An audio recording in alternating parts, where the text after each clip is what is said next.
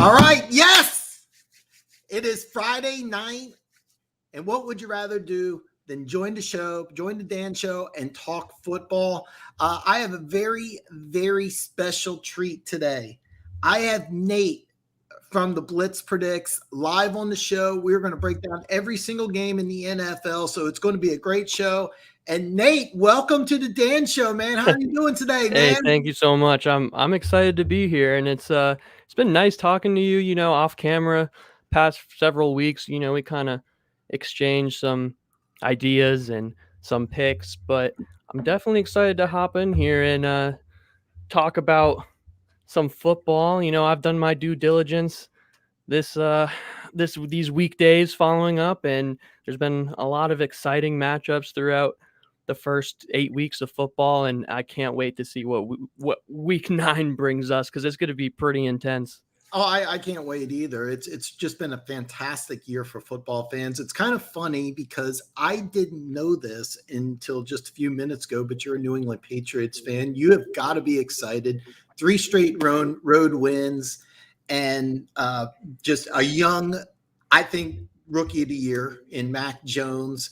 A defense that's very, very exciting. Yeah, so, I was getting a little worried at the beginning of the year, but I always have known, just watching the Patriots my entire life, that this is the time of year where they really shine and they show their true colors. And I love what they're doing with Mac Jones. I think they've introduced him into the league perfectly. They're not asking him to do a whole lot. A lot of things that he does is underneath, more simple and high completion throws and some screen passes. But when they do ask him to really throw the ball down the field in a big moment, he can throw a very accurate deep ball. So if they kind of expose him to a little bit more of that kind of action, I think there's some real potential in Mac Jones becoming one of the great pocket quarterbacks in the league.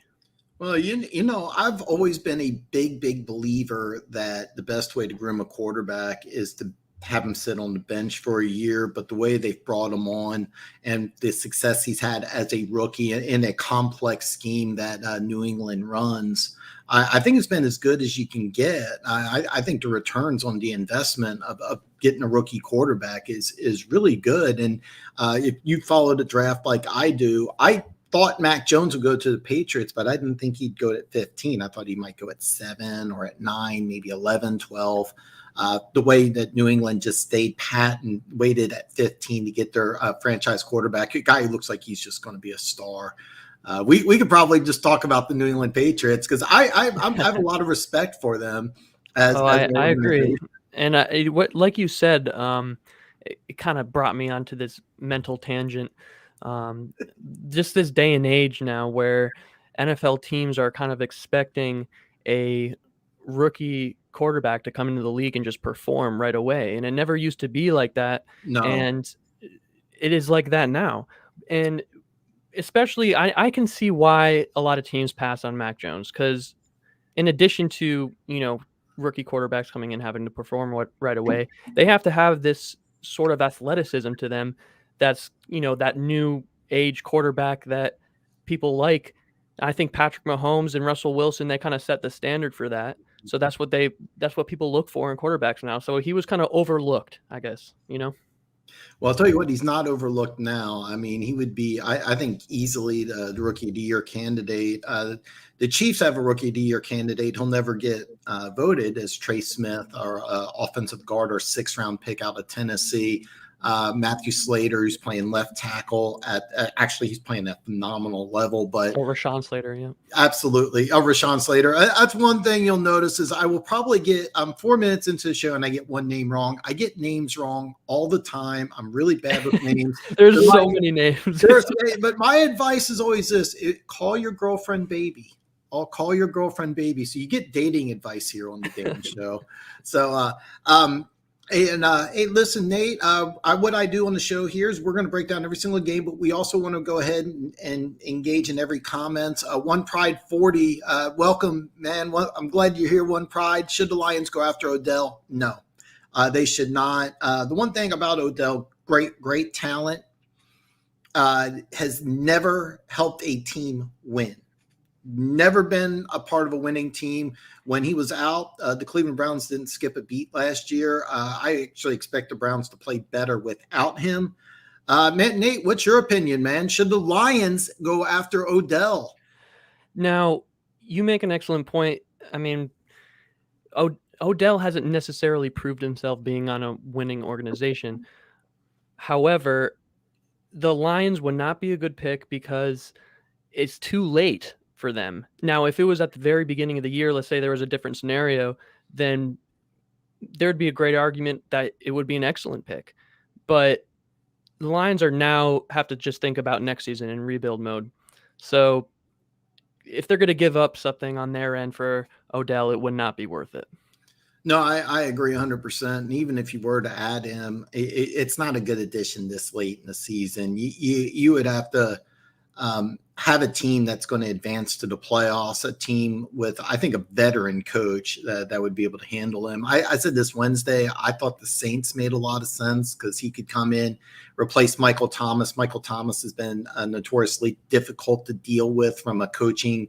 Other players have said that this is a guy who's kind of difficult. They didn't use those words, but Emmanuel Sanders told him how he blew up at him on practice for not memorizing the whole playbook, which the Sean Payton playbook is a pretty difficult one to get. He's like, look, I've been here for a couple of weeks, man, back off. And throughout the whole season, those two guys weren't really getting along. So I think Odell Beckham for the Saints might make a little bit of sense. The Lions would not be a good fit. Would not be a good fit at all. You said that. You said that perfectly.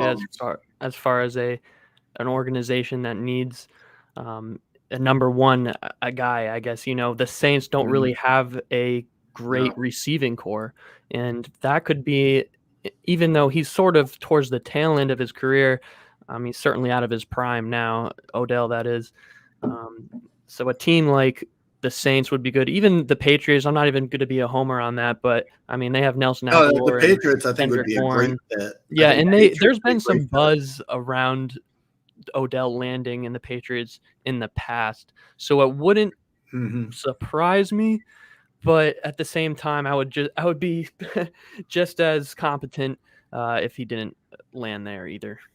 I'll say this: right before I joined you, I was just surfing through Instagram, and somebody from the Seahawks, and I don't see that at all. But you're going to see lots of rumors, but where he ends up will be really interesting. But one, probably just to answer your question, no, I don't. I think both me and Nate here agree that the Lions would be a very bad fit for him. But I agree with Nate, though. At the beginning of the year, this would have been a great move if you would have used like a 5th round pick to get Odell with the Lions day one. I think it would have been a great move. Right now, I think it would be really bad. So Denver Gator says, let's get ready for the best football broadcast on the old interwebs. Bring the heat, guys. I'm jacked up. I am over 53% sure I'm not on cocaine. Over 53% I'm not on cocaine. Nate is not showing himself because he over under. I don't know. We don't know about Nate. Nate may be really jacked up today, man. One pride it's the lighting, man. It's the lighting. I kind of agree. He's kind of a cancer. He's not helped anybody win. He's never helped anybody win. My boy Tim, happy Friday. Just curious, what are your guys' top 3 favorite NFL players of all time? Not saying the best ever, but your tie. Oh man, Tim. God, what a great question. Off script, yeah. Oh wow, man. Let me see here. I will say, I'll say Johnny U, being an old school guy, Johnny U, Dan Fouts, who the 81 playoff game between the Chargers and the Dolphins is what made me a football fan. So I'll say Dan Fouts, Johnny U, and then Deion Sanders. When he was with the Atlanta Falcons, it was just pure excitement. And I'm not even giving you 3 Chiefs players. I can give you 3 Chiefs players, but those are 3. And I bring Nate on the show and I say, we're going to talk about all the games, and Tim comes out firing. I've known Tim for a long time, Nate. I did not put him up to this. If you want to pass on this one, I wouldn't blame you one bit. I'm ready to. Let's hear it. Three And in favorites. fact, you mentioning the last name Sanders brings something to mind right away. How about Barry Sanders? Oh, Probably wow. even to this day, Wow. one of the most Oh, yeah. shiftiest highlight reel running backs that we've ever seen Oh, in the history of absolutely. the NFL. Most And exciting running back in the history of the NFL. absolutely, and I mean, even now, it's still impressive, just the way that nutrition and, training works nowadays. We just see athletes like we've never seen before, but Barry Sanders was still way over that line of athleticism that we saw back in the day, but he still has it like that now. I mean, I love Tom Brady. I think that he's just shown everybody that anything is possible. I'm not going to be a homer on that either, but I know that there's other Tom Brady fans out there that weren't born in Massachusetts that could back me up on this. You know, Do you like Tom Brady? there was a rumor, and I don't know if this is true, but apparently when he became a rookie, he had this bright yellow VW bug. And everybody said that they joked around that he drove this because he wanted everybody to know that was him at the training camp at like 4 a.m. because he was the first one there as a 6th-round pick. And that's one thing that's really underrated about Tom Brady. And I absolutely love, just as a football fan, is his incredible work ethic. He earned it. He was a 6th-round pick who just worked his ass off. You got to love that. You gotta love that. So we got Barry Sanders. Why didn't I say Barry Sanders? I got a bunch of Lions fans here, and I should have said Barry. I feel like a jerk. Barry Sanders. Yeah, I should have said Barry. I wish I could take back one of those two. But okay, so Barry Sanders. We got Tom Brady. Do we have a third one? Yeah, well, I'm a huge running back fan. I've actually, if I had to say one position that I've really watched closely, like throughout my life, is definitely the running back position. And Mike Allstott is one that comes to mind too, because he's just trucking everybody, and you don't see that nowadays. It's like Marshawn Lynch was something like that, but Mike Allstott was different, though. Oh man, I have I think I may have taken it offline. I have a video list top 10 running backs of all time. So we didn't even talk about this, but if I don't have it public, I'll send it to you. But no, running back's a position I just absolutely love, and it might be my favorite position on the football field. By far mine. Yep. Yeah. So I mean, I'll just share with you my top 10. You know what? I don't want to get too far off track, but I'm dying to. You know what? Let's get off track here. I'm dying to know, because in my opinion, this is a no-brainer. It's not even a debate. Give me your greatest running back of all time. Me? Yes. Barry Sanders. You Barry Sanders? Okay. Yes. He's number 3 on my list. Okay. He's number 3 on my list. So we'll debate about this. Well, if we're talking about longevity, we could talk about Frank Gore. Oh God, yeah. I mean, I had Barry above Peyton for a long time, but the argument of why I got Peyton over Barry is that Earth versus the Klingons for world dominance. The world's life depends on it. Everything's the same except for running back. Which one are you giving 30 touches to? Are you giving it to Barry Sanders, or are you giving it to Walter Payton? And I'm thinking it's Walter Payton because he's a better receiver, blocker. He can throw the ball in a halfback pass. He could punt the ball. All those things are better than Barry. Elusiveness is Barry. And then I will always, from now to the end of time, I will say Jim Brown's the greatest running back who's ever played. But I mean, you have good arguments. I guess I could say Barry.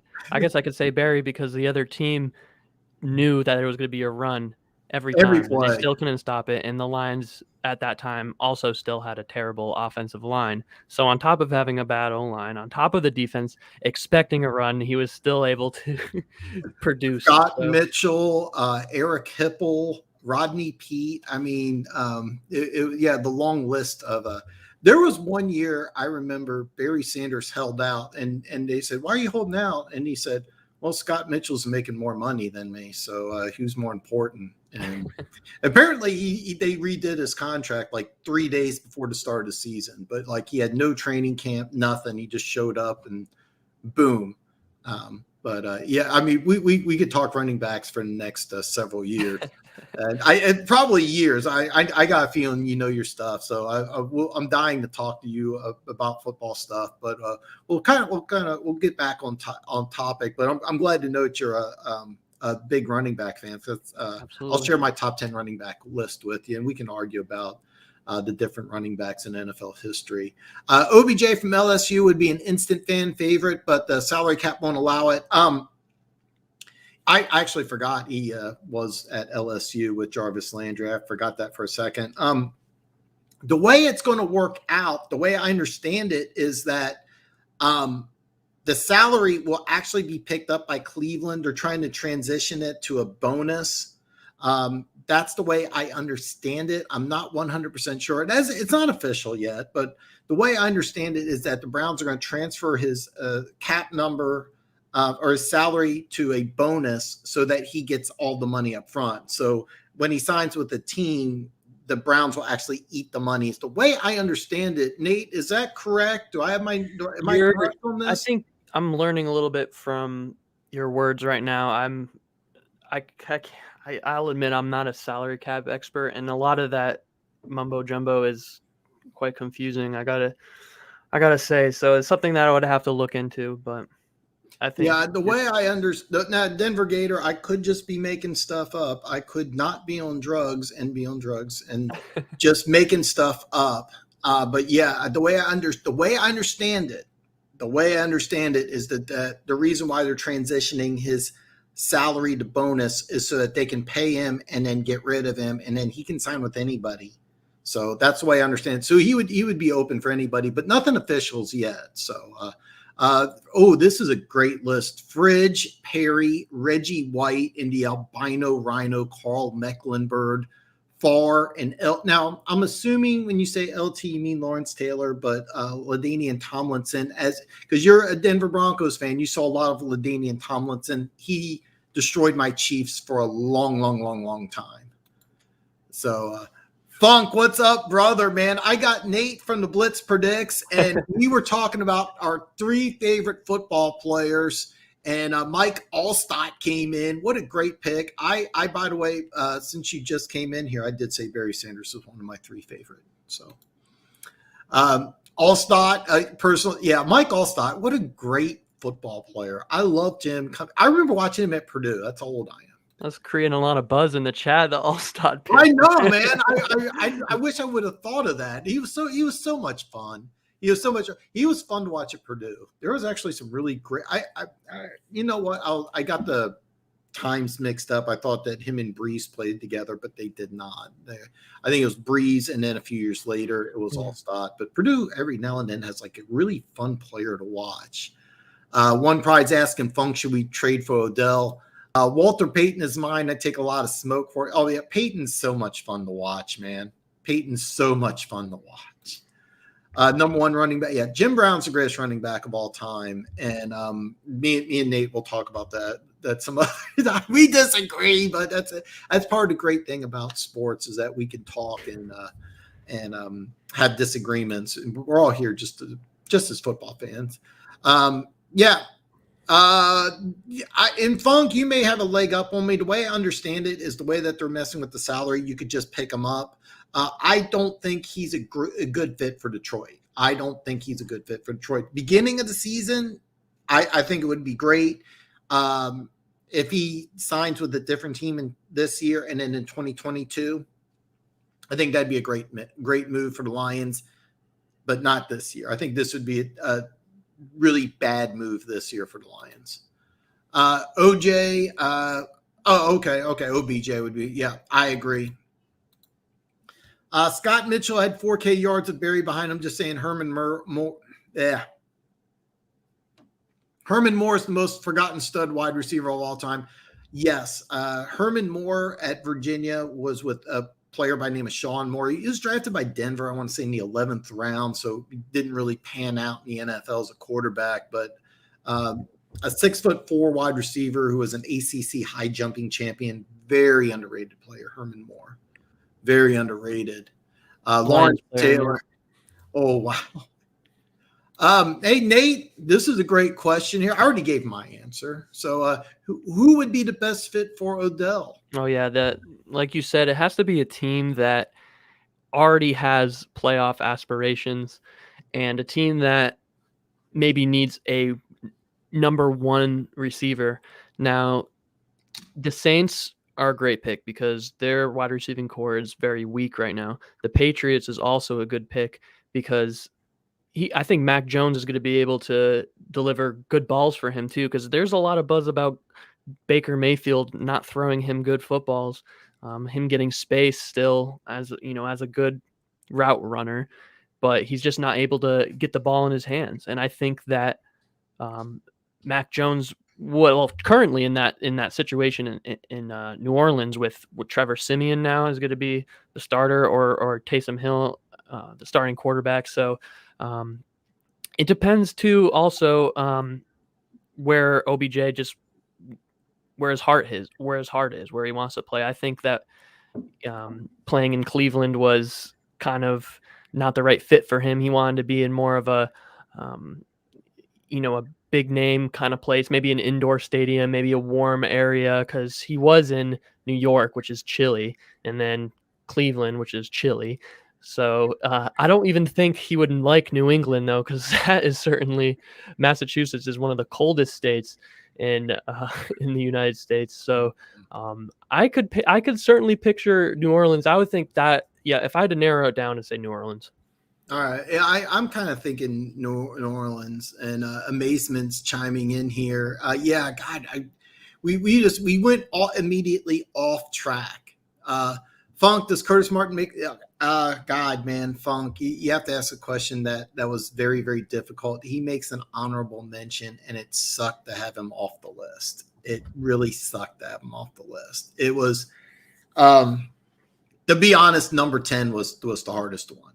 But he barely missed. He barely missed, and the reason why he missed is because when he played, he did lead the league in rushing once, but he was never the best running back in football. Where a player like Barry Sanders was always the best running back in football. Emmitt Smith was the best running back in football.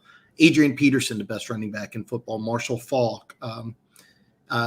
I know that when you say the name O.J. Simpson, it's hard to imagine him as a football player now. But O.J. Simpson was the best running back in football. Curtis Martin was never the best running back in football. So the answer is no by like this much. It was so hard because I loved Curtis Martin. I loved Curtis Martin. So no, to answer your question. So Nate, would Curtis Martin make your top 10 list, man? I don't think so. I know he played on the Patriots for a little bit, Jets player. That's what he's known for. But yeah. He had 4 great years with the Patriots, if I remember right. Yeah, and then after him was Lawrence Maroney, maybe. I would have to. I forgot about. No, that's a little bit after that, maybe. I think it is a little afterwards. I don't remember off the top of my head. I remember Maroney. I remember he played at Minnesota. There was another NFL running back who played with him at the same time. It was kind of an interesting deal at University of Minnesota. All of a sudden they had like some really good players, but I don't remember who replaced Curtis Martin. But I remember when Parcells left, Martin like almost immediately followed. When Bill Parcells loves you, you know that's a special player. I feel like Curtis Martin was also kind of in the shadows, being around so many other. That was like an era when the running back position was like blowing up. I feel like there were so many good running backs in that era. And, there was. And now it's all about passing yards and quarterback stats. So it's different now, but yeah, he kind of got overlooked, and it was really hard when I made my list. It was really hard to leave him off. Really hard to leave him off. Slasher, what is up, brother, man? We will admit, Slasher, there were several of us who said Detroit would win against your Eagles. So, man, talk some trash, man. Including me. I look silly after that one. Amazement. We are going to go over all of these. I got all these as soon as I saw this, I brought up a notepad and I'm going to go over all these, but we're going to go in order. So We're going to go over your parlay here, and we're going to do our best to see if we agree or don't agree. So we're going to try our best to make you some money. I know you missed on a couple games last week. We're going to try to make it up for you. And you got a tag team here. Not only you get Dan, we're going to DP you with Dan and Nate. So you're getting DP today. So it's going to be fantastic. Signing a player like Odell, I 100% agree. The Rams would be a good fit for OBJ if he can handle Stafford. The Rams have a lot going on right now, though. I mean, they drafted Tony Michel, and then they got Von Miller. I think they might be. I don't see Odell going there. But it'd be fun. It would be entertaining. But absolutely, boy. It's just that. My concern with that might be the continuity issues there, because they've already brought in a few new people, and I don't know. I feel like at this second half of the season, I think they need to just stick with what they have. They already have one of the best rosters in the NFL. Cooper Kupp and Robert Woods. Mm-hmm. Excuse me. I mean, those two guys are phenomenal. And then what was it? Their second round pick out of Florida, Van Jefferson, the guy that I absolutely loved, and I loved him going to the Rams. I thought that was a great fit. His dad not only is a former NFL wide receiver, but a NFL wide receiver coach. So I loved his game. So I thought those three. So I don't know how OBJ fits in, because he would replace Jefferson as the number 3. But I have a hard time seeing OBJ go into a team and saying, "Hey, look, guess what? You're going to be option number 3 in this offense." That would be the problem I could see. I agree. But at the same time, I wouldn't even be surprised, because the Rams are a win now team, and they have been for the past few years. They don't mind giving up the draft picks to get the players that are already established. So they've kind of had that mentality for a little while now. So. Well, that's one thing I do love about the Rams. It's an old school philosophy. They, why draft players out of college when you can give up picks for players that are proven? I mentioned this Wednesday. It was actually George Allen in the 70s. That's what he used to do. He used to give away whole drafts. He had the Over the Hill gang for Super Bowl 7 against the undefeated Dolphins. Never won a Super Bowl, but he had a winning percentage with the Redskins, almost 70%. Maybe I'm not 100% sure. I think he's the winningest percentage-wise, winningest coach without a ring is George Allen. And he used to give away all this draft picks for veteran players. It's kind of an old school philosophy. So I love what they're doing, but it's not something that's going to sustain. Soon it's going to bite them in the ass. Amazement. I still wear my All-Star jersey, the big 4-0, watching highlights and Chris Berman with those Oh, yeah, that was so awesome. God, oh, man. I kind of want to start doing it. I'm not going to do it, though. But yes. OBJ bashing Baker and his dad making videos, catching passes from golf. Come on, he would publicly – OBJ to the Steelers. Oh, wow. You know what? That actually is not I didn't consider the Steelers, but it makes a lot of sense. It does. Juju Smith-Schuster, he's out for the year.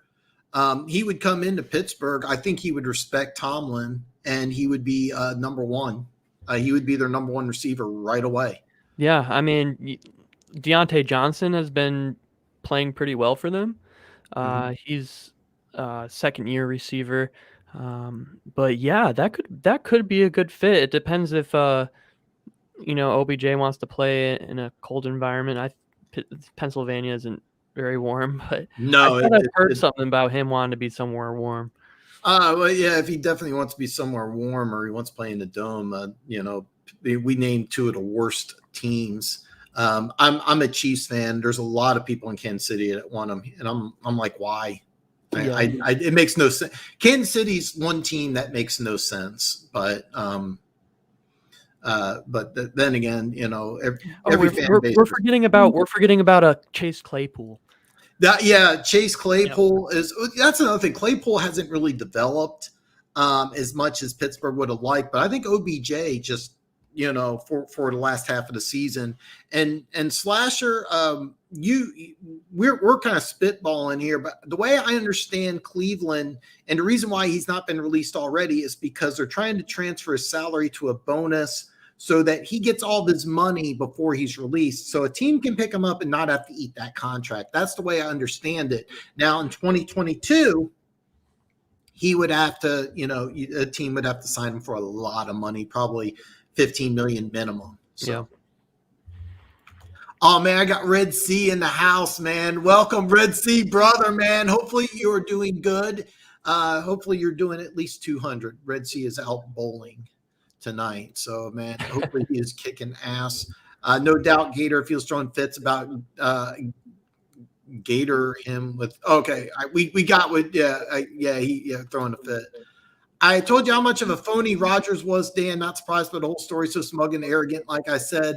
As a Chiefs fan, I don't want to touch base on that subject, but as a Chiefs fan, I'm very glad he is not available. That's a very interesting point spread once we get to that game. And we're going to start breaking down the games here soon. I'm excited to cover some. Yeah, there's a lot of interesting matchups. There's a lot of great matchups. I'm going to do a few more comments, and then Nate will get going here.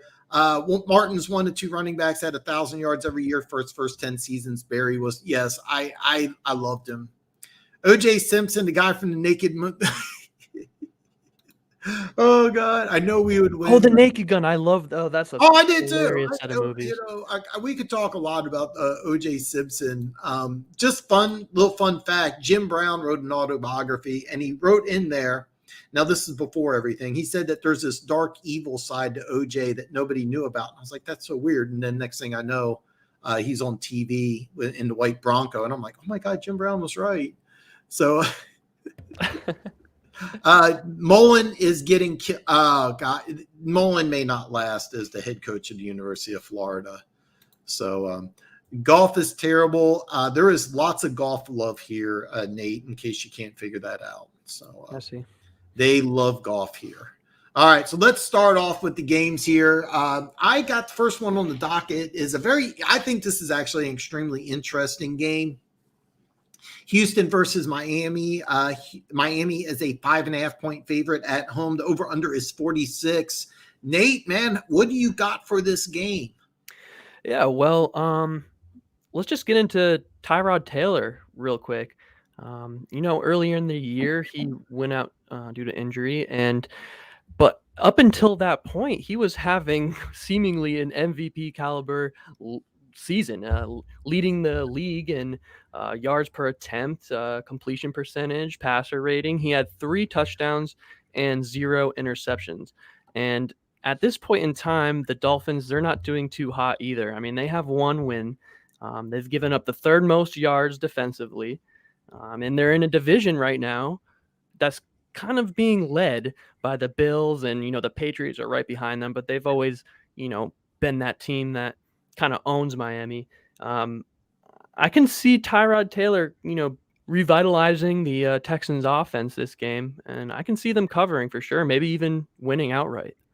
See, I'm thinking the same exact thing. I think Miami could be a complete disaster. The offensive line hasn't gelled. I'm not betting on this game because I'm not sure how Tua is really going to perform. He had 4 touchdowns last week, if I remember correctly.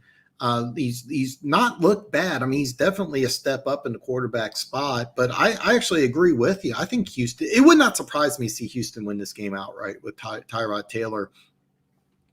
In my opinion, if I'm going to pass on this game because there's too much of an unknown factor with Tua. But if you're going to take this game, definitely take Houston in 5.5. That's kind of the way I look at it, Nate. You kind of agreeing with me? Or? Yeah, and actually sometimes what I really like to do is I like to get on some of these spreads early because I was able to get the Texans at plus 7.5. Wow. Yeah, I took that. I would have jumped on that. Yeah, I took that maybe 5 or 6 days ago. So usually if you can see some of these early, I was paying attention. I've been paying attention to Tyrod Taylor return date, and they've been really wishy-washy about it because he was really supposed to come back like last week or the week before.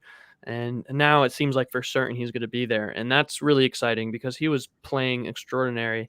And if you remember last year, remember when he got his lung punctured, Oh, I and when remember. he started that first game for the Chargers, he played excellent there too. So the sample size that we've seen from Tyrod Taylor is actually really impressive. So I've always liked Tyrod Taylor. I remember watching him at Virginia Tech and then going from third string to second string to starting in Baltimore. And it just seems like there's always unusual circumstances, but they he's could not a bad Texans, quarterback. yeah, Texans could certainly get their second win since week 1.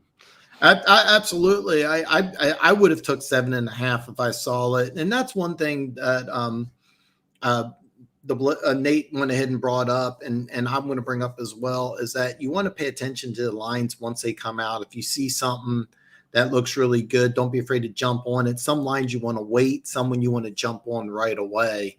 We won't go into too much detail because I want to make sure we get all the games and answer all the comments. Funk brings up slasher people, specifically me, keeps trying to tell me it's not golf. It's not that it's golf's a good quarterback, Funk. It's just that it's so much more than just a quarterback position. You guys had Stafford there, who's a legitimate MVP candidate, and you weren't winning with Stafford. So you decrease the quarterback position, and you're going to have, and then you decrease the wide receiver position. You're going to have problems. I'm not saying golf's a good quarterback. But if you replaced golf with any NFL quarterback, you're winning at most, 2 games? And that's what I'm trying to get across. It's a whole team thing.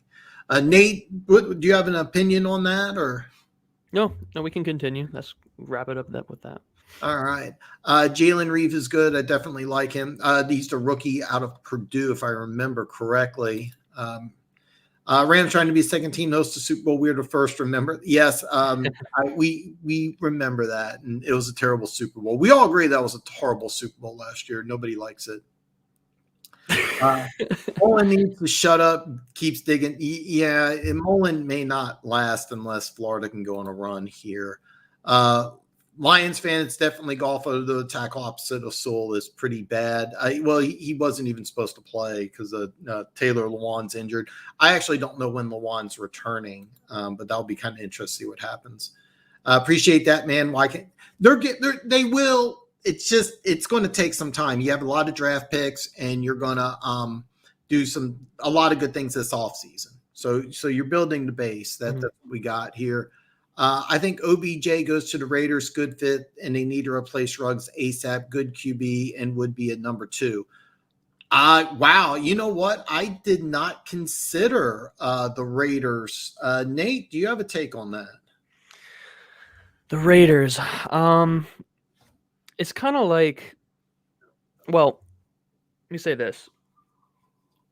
I think that Las Vegas is a tempting city.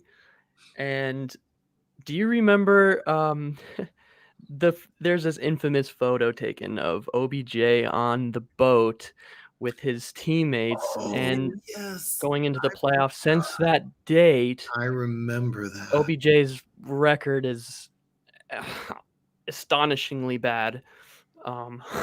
So I don't know how he's going to discipline himself. I mean, he's a grown ass man, so he should be fine. But I don't know. The Raiders is a really emotionally scarred location right now, just with what happened with Gruden and then Henry Ruggs with the whole terrible DUI accident. Can a new player come into that scene right now and fit in comfortably with all that sort of drama that can't be overlooked, you know? I agree with you completely, Nate. I think if Gruden was in Vegas, then this makes sense. But I think you really need a veteran coach. You can't have a guy. I can't. His name's Rich Scantinelli, I believe. I'm probably butchering the name, but you have a guy who's been a longtime Gruden assistant, first time head coach. You can't bring a guy like OBJ into a situation where a guy's just learning how to be a head coach on the fly. That's kind of the reason why I like the Saints is because you got a guy like Sean Payton who's been a head coach for a long time. Baltimore's also a good spot. I would think. I don't think that would work out with Lamar Jackson personally. I think he would love to play for Baltimore personally, just to be able to try to show Cleveland up, but I don't see that happening. It could certainly expand their wide receiver depth. Like losing Ruggs, now they're going to be relying on Hunter Renfrow a lot. Now, if OBJ was able to get some one-on-one coverage, that could be great because, well, I mean, Bryan Edwards and Zay Jones, those are the other two wide receivers they have. They don't really produce numbers, but Kenyon Drake, he's also another guy. I think they're going to be focusing a lot more on their running game with Josh Jacobs the rest of the season. I don't know. Yeah, I mean, that's something I would really have to kind of just like dig into a little bit more. But off the top of my head, I don't think I like it that much.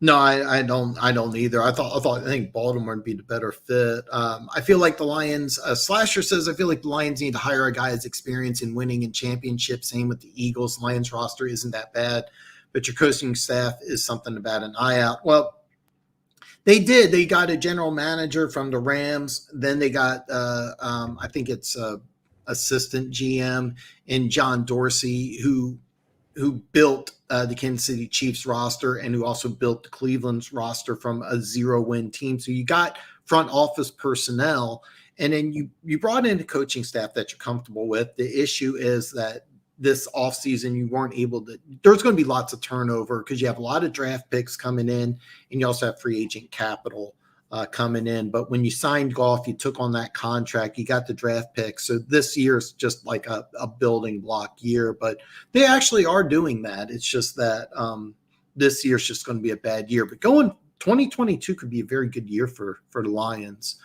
Raiders or Ravens for Beckham. I could see the Ravens. I think the Raiders will be a hard pass.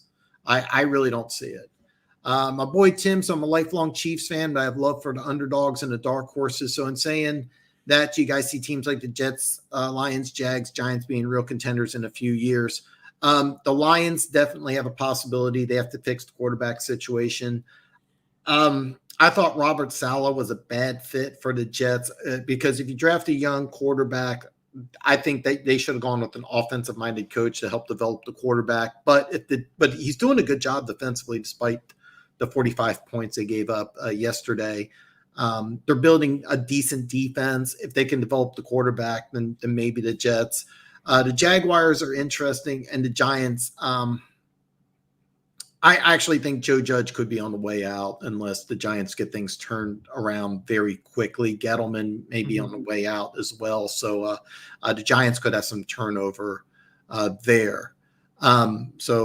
It's really hard. It's really hard to answer that one, Tim, to be perfectly honest. Nate, you got an opinion on that one? Well, yeah, I'm looking at teams with like the Jags and the Jets. When you have a new quarterback come in, I guess you could say right now their sample size is half a season. And the thing is, one thing with Zach Wilson, what we kind of noticed is that when Mike White came in, everything was kind of just slowed down a little bit. Mm-hmm. And Zach Wilson, a quarterback that's always trying to kind of create. And I've noticed times where he's maybe escaping the pocket when he didn't really need to. And the problem with that, when you escape the pocket too early, is offensive linemen can have tendencies to hold. Okay, it can cause some penalties. You also have a very young offensive line in New York as well. Yes, exactly. And on top of that, let's say Zach Wilson decides to roll to his left. If there is a receiver that's running an out route on the right side hash, he's going to have to throw across his body, across the field to get there. Now, if he was in the pocket already, he would be able to find that receiver more, effectively. I just know it was amazing just seeing Mike White come in there. I was like, wow, everything is slowed down. And, some of these weapons that they have, Crowder, brain freeze, dude from the Titans. Come Corey on. Davis. Corey Davis, thank you. You're bad if I'm giving you names, Nate. Yeah. I I'm do it all pretty the good time. with them, but as We going know off on a tangent we there. all know the player though, so that's the big thing. Yeah. No, So I agree. I 100% agree with you. yeah, I had to add to that. So I think that it's definitely easier to build with a young quarterback, obviously, because you can use your money on your cap space elsewhere. So I do see a good future, especially in the Jags. I really like Trevor. I mean, because I've been watching Clemson closely for the past few years. I'm now being a South Carolina resident, so I do catch a lot of their games. I've probably seen 10 to 15 games the past 3 years there in person. So I'm actually going to be seeing the UConn and Clemson game in a couple weekends. So that is really awesome. That is really awesome. I have a soft spot for South Carolina. I went to boot camp in AIT at Fort Jackson. So okay. yeah, so I became one of my instructors. This is how long ago it was. This is pre-internet. He used to sneak me a sports page, and he was a longtime Gamecocks fan. So I became a South Carolina fan. He'd sneak me in the paper, and we talk football. So anyway, I do like South Carolina. Me too. Me too. Yeah, they'll never have a national championship, but they're an interesting team. Slasher says I have Houston to win by 2 touchdowns. Okay, all right. We'll get. I wouldn't put it past them. Miami's given up the third most yards on defense right now, and like I said before, Tyrod Taylor is playing excellent from what we've seen. Like he left this season. Out of week 2, he had 3 touchdowns, 0 interception. He was leading the entire league in yards and passer rate and completion percentage. So I mean, I think he's ready to come in this game. I wish I would have got 7.5. You have to message me next time something like that comes up. I wish I would have took 7.5 definitely. No, it would not surprise me if Houston wins this game. Miami is favored, so just so you know, that may be a game I might put some action on. But I'm going to pass because I want to see what Miami does with Tua.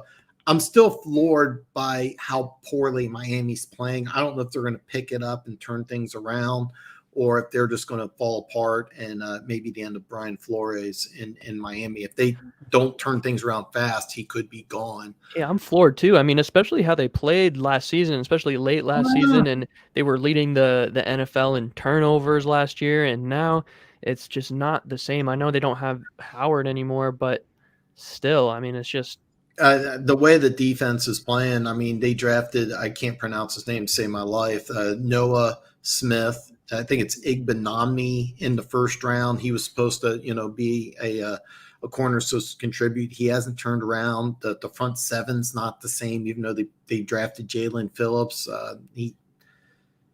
I thought Miami was a team that I had as a dark horse to go to a Super Bowl, and they're without question, I think, the biggest disappointment. I mean, my Chiefs are also very disappointing, but everybody here wants Kansas City to turn things around. So they will.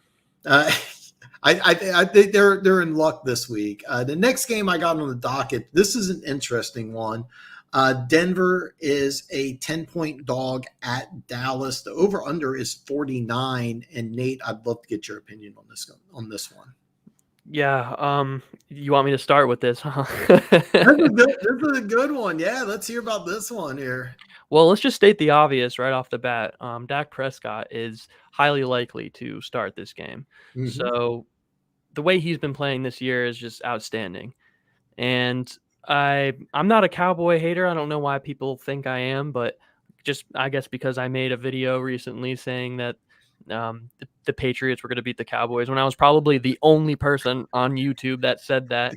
And sure enough, the game went into overtime, and I really thought we had that game. I really, really did. And it was a heartbreaking ending. But besides the point, we won't get too much into that, or else I might end up leaving your stream. But I think that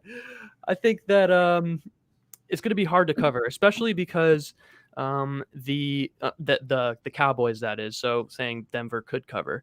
And the reason for that is because I've been seeing the line moving in Cowboys' favor a lot. So there's a lot of money going towards the Cowboys. The Cowboys have not lost a cover once this entire season. So that means that's bad for That Vegas. is a great stat there. That's Great bad stat. for Vegas. That's bad Yes. for Vegas, because especially Cowboys are the most bet on team in the entire NFL. So, yeah, that's they want to try to turn that around and turn around quick, because, like you remember we were talking about before, it's kind of a weird and difficult season for NFL bettors, and well, at least I would say consider experts, but in contrary to that, that not contrary, I guess I would say in a similar way to that Vegas is struggling too with some of these things. So I think Denver can cover. Yes.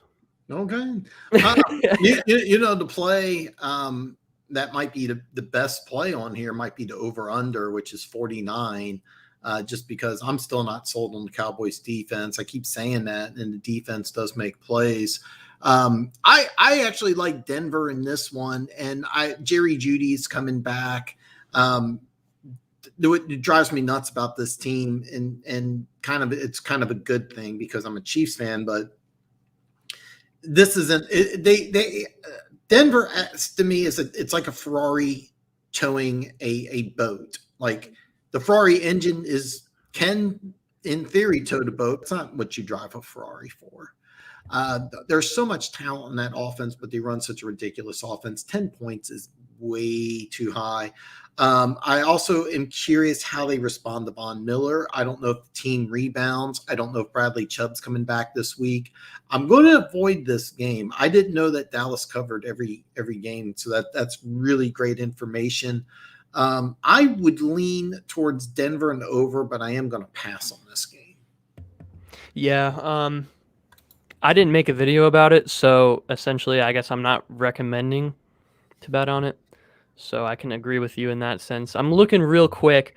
I'm actually just pulling up on my desktop how their game against the Vikings went without Dak Prescott. And the main thing I'm kind of looking at is the time of possession, because see if they can still. I can tell you right now. He what was his name? Cooper Rush. Played very well. I was not expecting him to play near as well. I went 4-1. And my loss was I got Minnesota plus 1.5, thinking I looked like a genius getting them, because then ended up being -3. But I got them at plus 1.5, thinking I was going to be a genius, and that was my one loss. Yeah, well, the Cowboys kind of have been relying quite a bit on their defense's ability to create turnovers, and when you mentioned just a minute ago that you're not fully convinced on the Cowboys defense. And in a way, I agree, because, early season turnovers can kind of just correlate to early season jitters, early season. There's not a lot of coherence or consistency or, between teammates. So turnovers can happen more often early in the year. So it is going to be interesting. It's definitely going to be quite a statement game for the Cowboys. Another statement game. I feel like we keep saying that for the Cowboys, but it will be. This could be a game that Dallas could easily overlook. I mean, they have I think it's a 17-game lead in the NFC East right now. Basically, they could probably lose the rest of the games and still win that. I had to catch that first. Yeah, I mean, they have such a big lead. So an AFC team that's struggling, needing a win, may 10 points is a big line, but I think both of us agree Dallas definitely is the more talented team. Mm-hmm. We both have a little difference of opinion, but I think both of us are going to pass. I'm not a fan of their head coach, McCarthy, though. I'm not either. I thought it was a mistake, to be perfectly honest. But hey, give him credit. He's 7-1 and has a major lead. I'll Nate OBJ to Dallas. I mean, they already kind of have a stacked wide receiving core right now. Yeah. So. That's kind of what I'm seeing. I don't get me wrong. Jerry Jones is a crazy guy, but right. I definitely don't see Dallas being on that list. Campbell's the right guy. Give him some time. Get another strong draft next year. Get some good free agents. He had a broken team and a system he walked into. Yeah, I 100% agree. He's the right guy. And did I say something different? Because I knew he got hurt Taylor Lewan. I got the two mixed up again. God damn it. I get names mixed up from time to time. This is why you call your girlfriend baby, is because you don't want to get her name wrong. Everyone got the Chargers Sunday. I'm guessing we're not there yet. We'll get there though. I'd like to tap on that a little bit too. Okay. Actually, that's a good one. And then amazement. I'm sorry, Dallas, Denver. You got under 48. I like the over on that one, and the reason why is that you get Jerry Jeudy coming back to Denver. The offense, I think, is really a ticking time bomb. I think Jerry Jeudy, a legitimate number one wide receiver, he hadn't played like it, coming back to Denver, adding an offensive spark. I'm not sold on Dallas's defense. Dallas could easily get out to a big lead and cover your game like 31-10, and then it could be some garbage time touchdowns. So I don't like it myself. Nate, do you have a play on over under? I got my over under is 49. Amazement had 48. Okay, I'm not a big over under guy, to be honest with you. I rarely put action on over unders.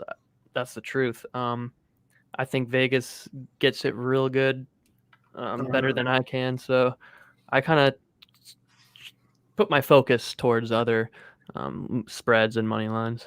So, all right. Not much to add on that. And then amazement, you also had Houston +7, so you got a great number. And we all, I think me and Nate both agree, Houston +7. I like over 49 myself, but if you got 48, we're going to pull for you though. Let's see here. OBJ getting cut on his birthday. Wonder how he celebrated it. I have no idea. If he's smart, he just stays holed up in his room. One Pride saying I don't see Buffalo as a team because they do have a lot of receivers. They signed Emmanuel Sanders, which has really worked. So I don't see Buffalo as a team. I really want the D end out of Oregon. Reminds me of Myles Garrett. Yeah, he's going number one. Nate, I didn't even ask you before the show, but I'm hoping that you do some draft content. Oh, I'll definitely be tapping into some draft content on the off season. Yep. Well, let me ask you this, throwing it out there. Kayvon Thibodeau, is he your number one overall pick right now? I don't have a number one overall. I have to see who has the number one overall pick to tell you who's going to go number one. But yeah, I as of right now, if the Lions have the first pick in the draft, I think it's a no brainer. They take Thibodeau. Yeah, he's a lot like Myles Garrett, and he would actually be really good next to Josh Allen I'm sorry, not Josh Allen. Josh Sweat. I'm sorry. That would be scary for the Philadelphia Eagles. That would be scary. So, One Pride wanted Salah for the Lions. I understand. I think Campbell's the right guy. It's just this is a terrible, terrible year. Hamilton or Thibodeau, and by the way, Slasher, that is the same thing Lions are saying too. So, next game on the docket. This is actually a really fun one. I'm really, really looking forward to. Excuse me, Minnesota at Baltimore. Baltimore is a 6-point favorite. The over-under is 50. Nate, how do you break down this game? What's your opinion on this one? You said the Baltimore game? Yeah, Minnesota at Baltimore. Let's see here. Baltimore is a great home team. Baltimore as well. They got embarrassed recently by the Bengals. Have they had a week to prepare? They had a bye week recently, haven't they? Yep, they sat and stewed all week. Right. So after being embarrassed, thinking about that game for 14 days, I don't know. They have an amazing coaching staff. I think that Lamar Jackson is having a breakout year, and they've been dealing with so much adversity already with the losing Dobbins, early in the year. And oh man, yeah, I gotta say this. If gun to my head, I got the Ravens covering this. So that's what I'm gonna go with. What about you, Dan? Oh, I agree with you. I think Minnesota. I was really surprised that they didn't win the game against Dallas. But you're playing a really pissed off Ravens team, and the thing about the Ravens is that not only did you lose Dobbins, a guy that I thought was going to have a fantastic year. I absolutely loved him coming. I actually would have preferred Dobbins over CEH, who Chiefs drafted in the first round. I would have preferred Dobbins. Speaking of running backs, I had a top 4 sleeper running backs video I made before the year started, and J.K. Dobbins was my number one. He absolutely. I thought he was primed to have a massive year. He had the most average rushing yards per carry last year Oh, of yeah. anybody, even more than Derrick Henry. He was. I thought he would have been just a big year. But you replace him with two. You got Le'Veon Bell and the other guy from the Saints. I'm drawing a complete blank on his name. Latavius Murray. Davis Murray. Yep. Here's the issue with these two running backs. These are bigger running backs, right? They're 230-pound running backs that weren't integrated into the offense till late in the season. These two guys, now that they had a bye week, hopefully these two guys just entrenched themselves in the film room. Hopefully they worked with the offensive coordinator. Hopefully they worked with Lamar Jackson and just studied and learned this offense. But because you got both big physical running backs, it's kind of funny because who's the offensive threat? It's actually Lamar Jackson. Normally I'm against a quarterback being the speed in the running game, but that's what you got in Baltimore. But two big physical, powerful running backs who didn't play that much last year. So they're fresh and they're ready. This could be really scary for the AFC because if Baltimore gets a lead, all right, you got two 230-pound running backs playing behind a big physical offensive line, and you can't put 7 in the box because Lamar Jackson could easily go to the outside. He could still throw it deep. So I do like Baltimore -6 here.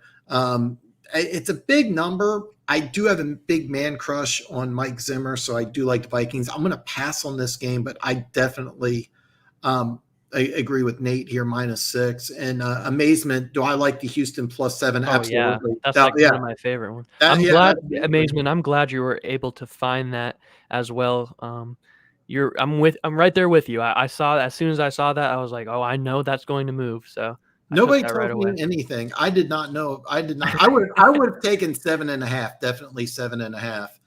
And the next game we got up on the docket here, Nate, and I know you like Carolina here. I got the New England Patriots -3.5 at Carolina. The over/under is 41. Love to hear. Anytime I see a Patriots game, I always like to go under. But recently it's been interesting. They've actually been putting down some points. They've been laying down some offensive yards recently. Here's the thing with this game, though. Darnold had a mild concussion, and he's actually a game time decision. The backup, PJ Walker, I believe PJ Walker. He's been getting a lot of reps in practice recently. Now, CMC, he is also a game time decision. Christian McCaffrey, he's been injured since week 2.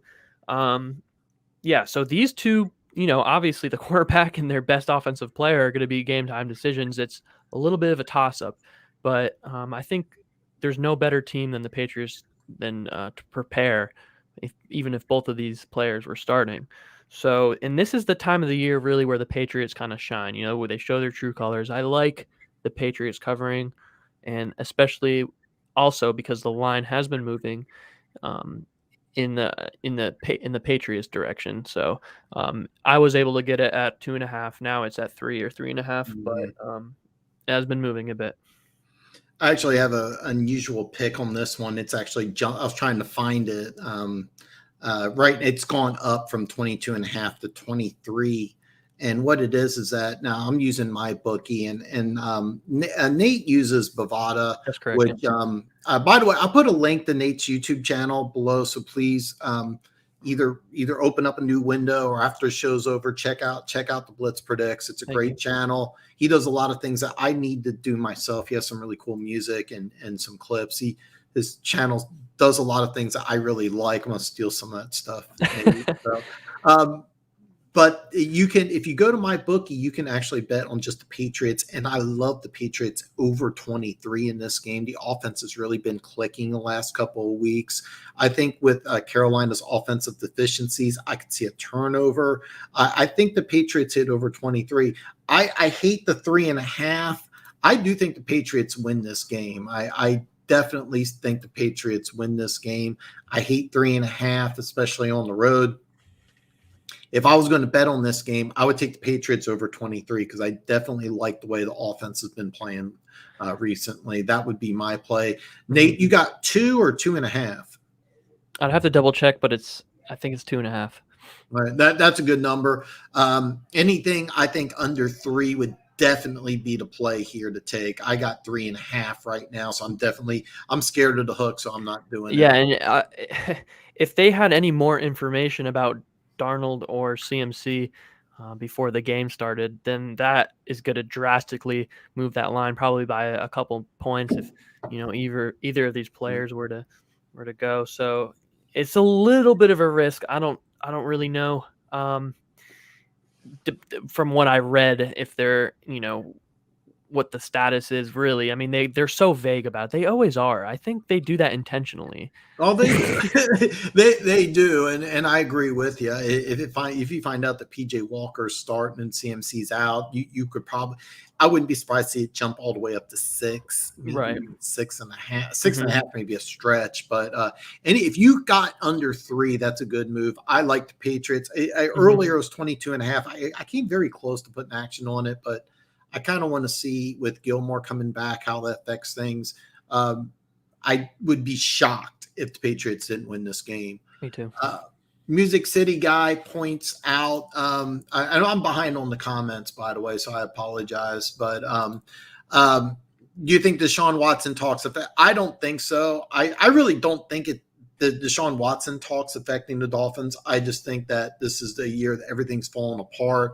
It wouldn't surprise me if Flores doesn't survive. He's got to figure out a way to jumpstart this team. It's really been the offensive line, Tua's injury, the defense, which was supposed to be good, just wouldn't. So, Music City, you definitely make a valid point. Maybe not necessarily affecting the Dolphins team, but it's certainly affecting Tua's mental state. I mean, imagine if you were in his shoes, if you're, the starting quarterback, you were drafted high, and all of a sudden they come at you with, oh yeah, I don't really know if we like you that much anymore. I think we want Deshaun Watson, who may be going to prison, to replace you. Oh yeah, but just kidding. We're not doing that anymore. Do a good job starting next week, against Tyrod Taylor. So valid point, Music City, certainly. Well, in that situation, when the season ends, we're definitely going to talk a lot about off-season acquisitions, everything like that. So, I mean, that's definitely going to be an interesting picture to talk about because I was convinced for a while Watson would be in Miami before the trade deadline, but didn't look like it happened. Funk, they wouldn't have to. The Dolphins trade the first one to us to move up to the 6th pick. Then they probably only have to trade a third, maybe a second rounder. But okay, so this was the trade for the first and the third for Thibodeau. That'd be interesting. Moving up to 1 will cost way more than a 6. All right. All right, I'm sorry about this here. Funk, are you a Call of Duty player? So if so, are you going to play somebody else Vanguard? in the chat on that, maybe. Say what? You might have been talking to somebody in okay. chat about that. Yeah. Let's see here. Definitely go. Okay. When the draft comes around, we're going to talk a lot of draft stuff here.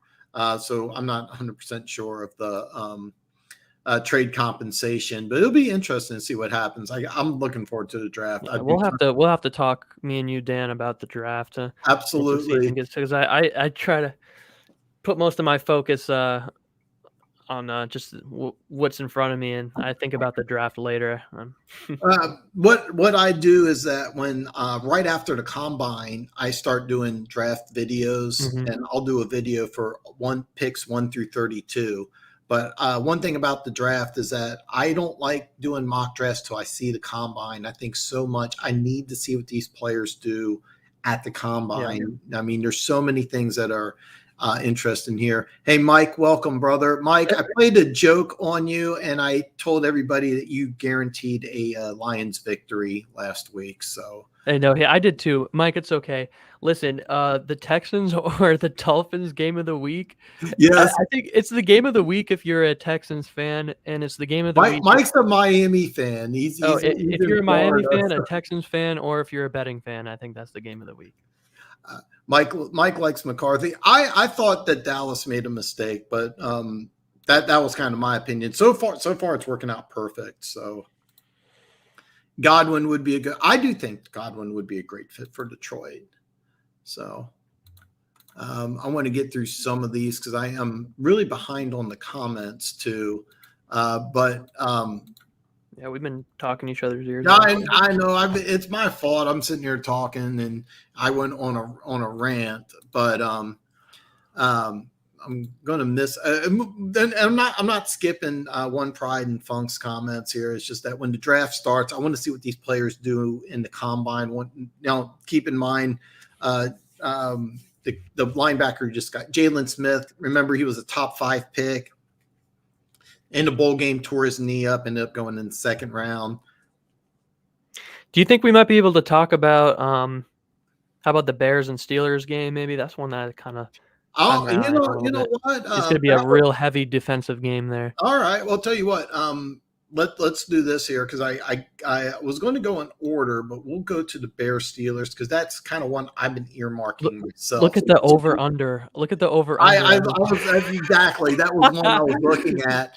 So let's bring up. We'll skip to the Bears Steelers because this is one I earmarked because this is a ridiculous number.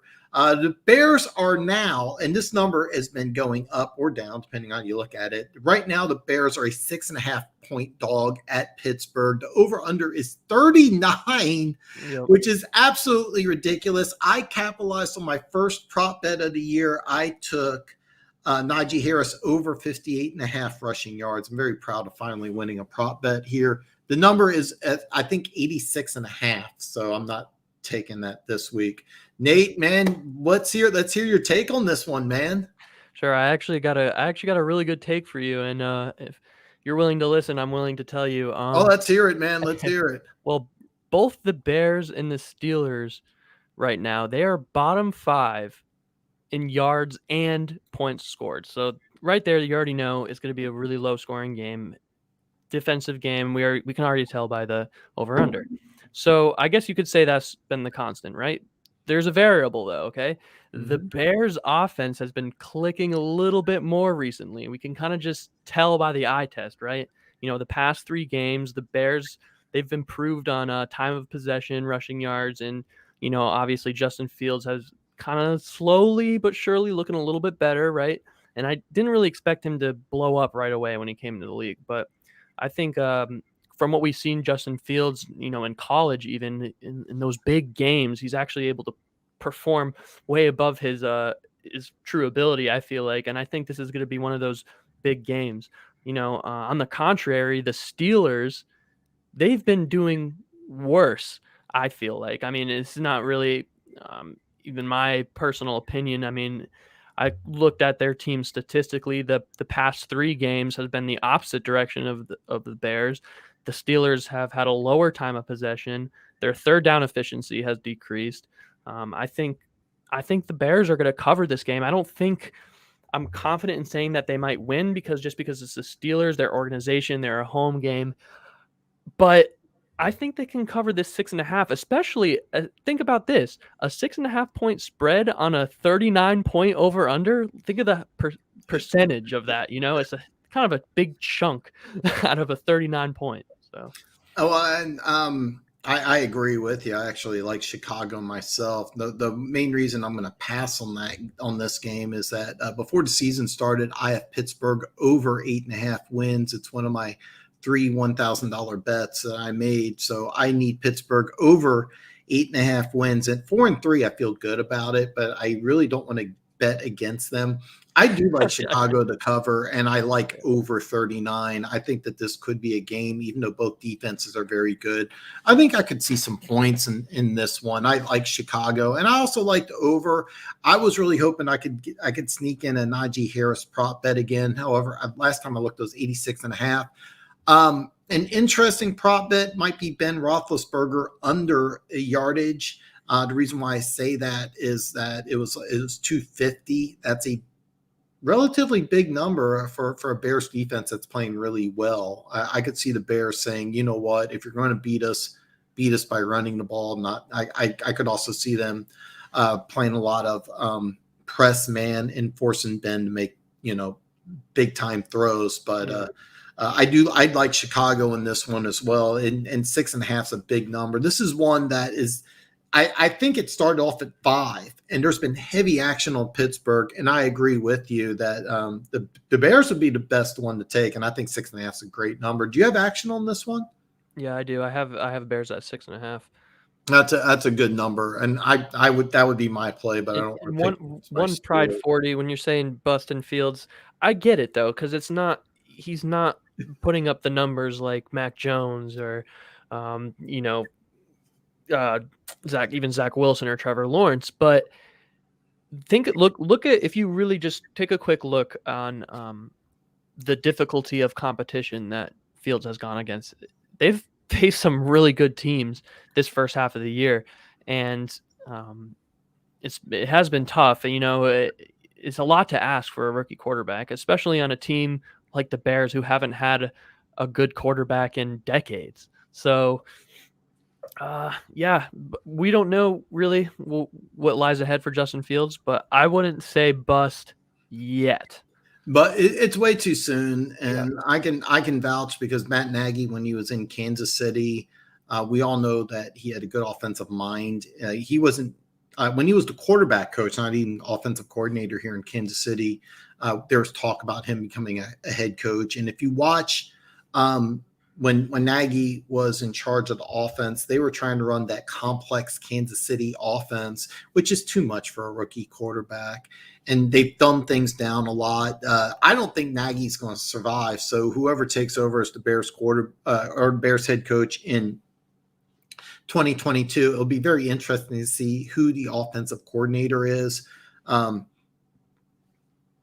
Because he's going to be stuck with Fields. Fields is going to be a starting quarterback in 2022, but it looks like he'll have to undergo a new offensive scheme and a new system. If Nagy does survive and he stays in, then we'll have to see how Fields does. But it's way too soon to call him a bust. It's way too soon. Next game on the docket is this is actually kind of an interesting one. Buffalo is at Jacksonville. Buffalo is a 14.5 point road favorite. Over under is 48.5. Nate, what is your take on this one, brother? Yeah, brother Dan. Kind of sounds like a preacher, brother Dan. Brother Dan, preaching. Hallelujah. You got it. Amen. Here, amen. Well, I got something real quick. The Bills have been scoring about 33 points a game right now. That's really, really impressive. Jags about 17.5. So one thing that I always tell people, how do you distinguish a really good team, like one of the best, like a top 3 team, versus a team that has a really good record, but maybe a phony good team? And I'll tell them this. One really good way to distinguish a really good team and truly a good team and a fake good team is that when a really good team faces a bad team like the Lions or the Jags or the Texans, they'll blow them out. What have the Bills done to really bad teams? They've been blowing them out. They have been blowing them out. Even a divisional matchup against the Dolphins, it was 26-11. And the week before that, let's take a look here. I'm trying to go off the top of my head. Well, I know they came into Arrowhead and the Chiefs were playing bad at this point. Obviously, 38-20 was that game. Yeah. And that's what they've been doing, and that's a great point. That's a great point. And the Bills and the Texans game, that was 40-0. So there's kind of a trend here. The Washington and Bills, 43-21. When they face bottom tier competition, they're blowing them out of the water. That's what good teams are supposed to do. And I remember when I'm kind of going back to Homer here, when the Patriots had their undefeated season. It was really the games that when they faced a bad team, that it could possibly be a 50-0 shutout. It's kind of like what the Bills are looking at right now. I think Actually remember some of those games. Oh God, I remember some of those games was just ridiculous. I think they beat Washington like 52-0. Yeah.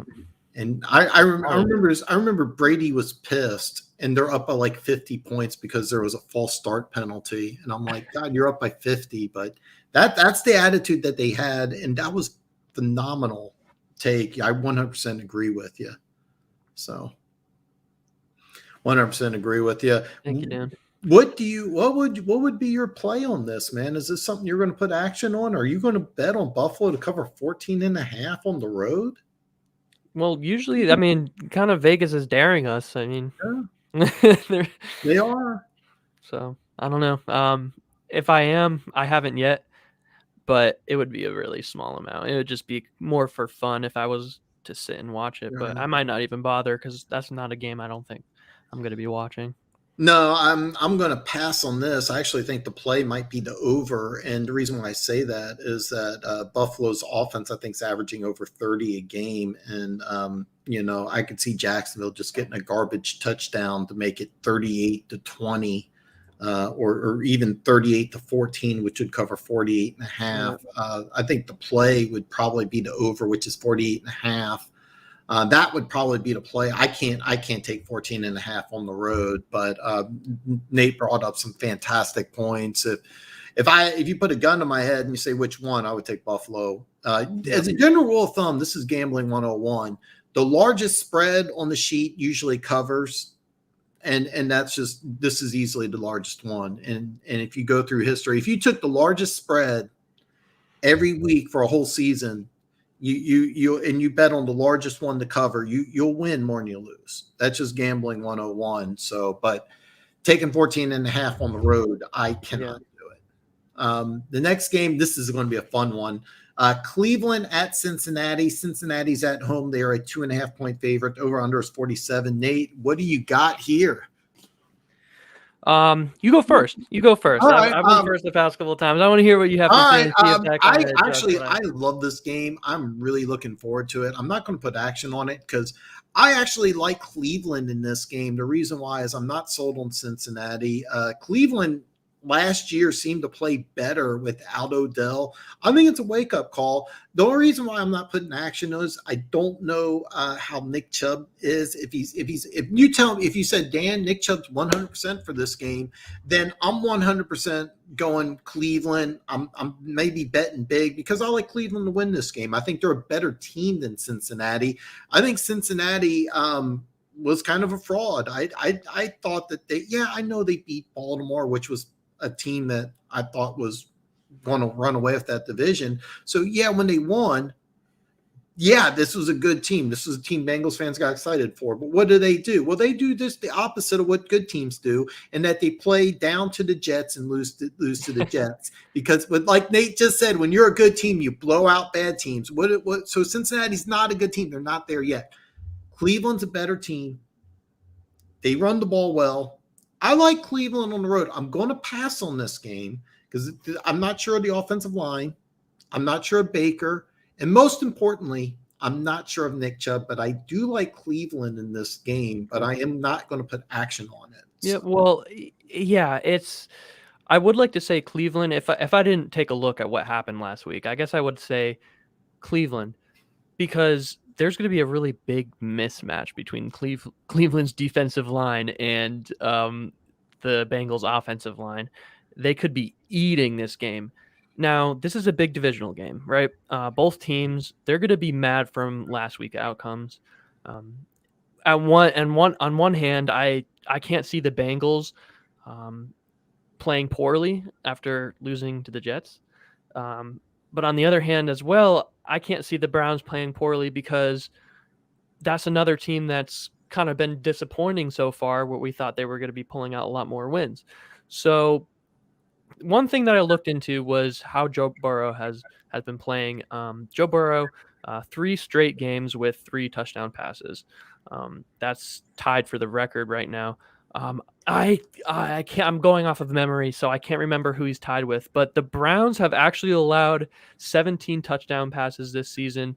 That's like the 3rd most or something. Joe Okay. Burrow, the last 2 times he played the Browns, had 3 touchdown passes. So Joe Burrow could have a good game. But like I said, the line mismatch is bad. The defensive versus their offensive line. So another one that I'm afraid to put action on. Just like you said, it's scary, and it could go either way. It's going to be a great game. It is going to be a great game. It's a game I'm really excited to check out. It's one I'm really excited about, and I want to see. The winner is going to be very exciting in the AFC North.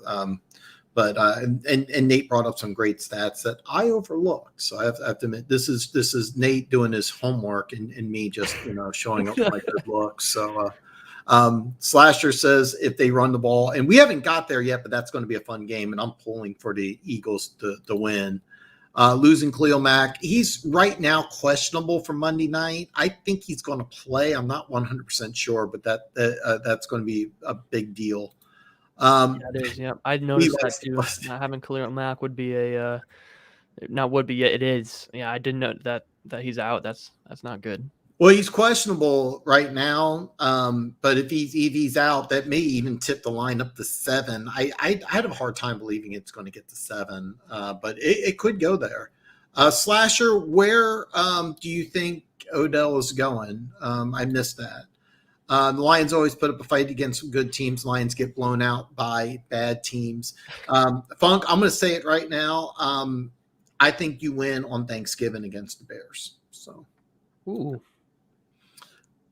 I want to know the same thing, Slasher. I have no idea. Jacksonville, they're up on waivers and they need a receiver. I don't see Odell going to a team who's not in contention. That's why I kind of like the Saints. Baltimore would be interesting as well, too. That's not fair. That's not fair. He's not. He's better than that. But it's kind of funny. Team Termini, welcome, brother, man. Make sure you check out the Blitz Predicts, Nate's YouTube channel. He's actually he's subbed to me too. Oh, okay. I've never seen him before, so welcome. Make sure you hit that. Nate, I don't know if you've had this problem. Last week, I lost 10 subscribers, and I think it's because YouTube hates shaved head people. I don't know what it is. Oh, that's the only logical explanation. That is the only logical part. It's a great show. I get great guests on. So, but make sure, Team Termini, hey, man, thank you so much, man. Nate has brought a lot. This is the first time we've gotten together. Hopefully, it's not the last, but we've been talking for a couple weeks. I found his channel and I absolutely loved it. He's brought up a lot of good a lot of good topics. I remember specifically him telling me that, hey, Dan, my Bills are going to beat your Chiefs. And I was like, no, Nate, you're wrong. Watch what happens at Arrowhead. And of course, my Chiefs took a dump. So ever since then, I've been like, man, this guy knows his stuff, man. This is another, speaking of my Chiefs in the AFC West, this is a very interesting game. The Raiders go east to the New York Giants. The Raiders are a 3-point favorite on the road. Over under it's 46.5. Man, Nate, what is your opinion on this one? Oh, another totals. Let's see. It's a tough one, man. What do you think? What do you think on this? Well, I'll feed off of you. I'm going to be honest with you. I'll feed off your energy.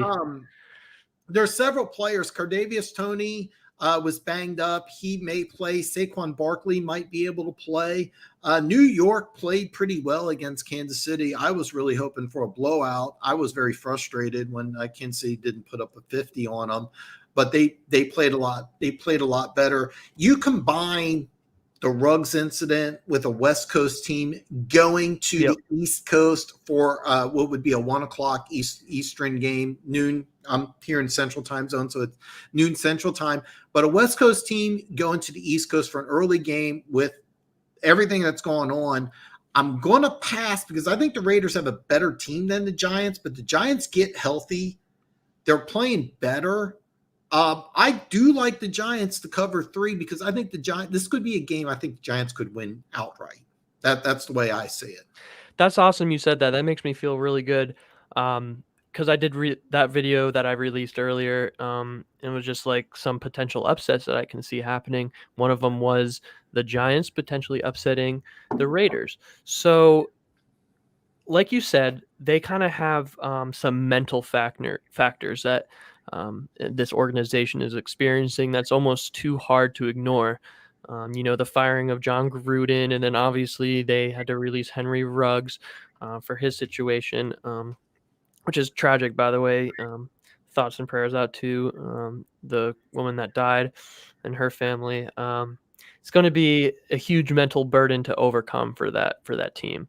And football, as much as a stats game and in a play-by-play game, it's also a mind game as much as it is anything else. So right now the Giants only have 2 wins, but recently they played really well against the Chiefs and they blew out the Panthers. So I think the Giants can cover. I agree with you on that. So I think the two of us, our powers can come together like some Dragon Ball Z type shit, and we're gonna. Oh wow, we got a Dragon Ball Z reference. That's awesome.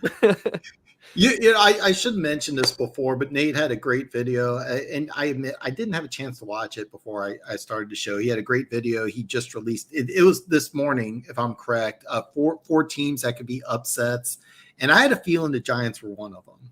I had a feeling. Yeah. I'm going off of some of my notes, what I wrote down. So I hope that if you do watch it, you don't get bored out of the repetition. No, I'm bringing up a lot of points that I did in the video. That's awesome. It's awesome. We're on the same side, and you got a new subscriber in Denver Gator. Thank you. Yeah, I appreciate that very much. Thank you. If you haven't figured out from his name, he's a Florida Gators fan, and he's a huge Kansas City Chiefs fan. And he lives in Denver. He lives in Denver, but he's a big-time Chiefs fan. It's very strange, but he loves the Chiefs. So I got you. Chiefs are his favorite team. This is a game, amazement. We did not forget. I wrote it down, and I am dying to get Nate's pick on this one because this is a tough one. Atlanta travels to New Orleans. By the way, one of the most underrated rivalries in all sports is the Falcons and the Saints. This is one of the best rivalries in all of football. Very underrated rivalry. Atlanta goes to the Saints. Atlanta is a 6-point dog. The over-under is a very low number, 41.5. Mm-hmm. And Nate, man, what do you think about this one? Sure. Well, there's one main factor that's really obvious and stands out. If anybody can guess, it has to do with JW. That is Jameis Winston. He is out for this season, tragically. This is one thing that I kind of took away from the game against the Bucs. History has kind of shown us that sometimes when a backup player comes in without warning, it can kind of throw a defense off guard. And it almost makes, they've been preparing all week for one game plan, for one quarterback. And all of a sudden there's a new guy that comes in with no tape and boom, go see what you can do. And sometimes it's tragic, but other times it's outstanding. Like Mike White. Let's take Mike White, for example. What happened with the Jets? There wasn't any tape on him. He came in kind of out of the blue and he played extremely well.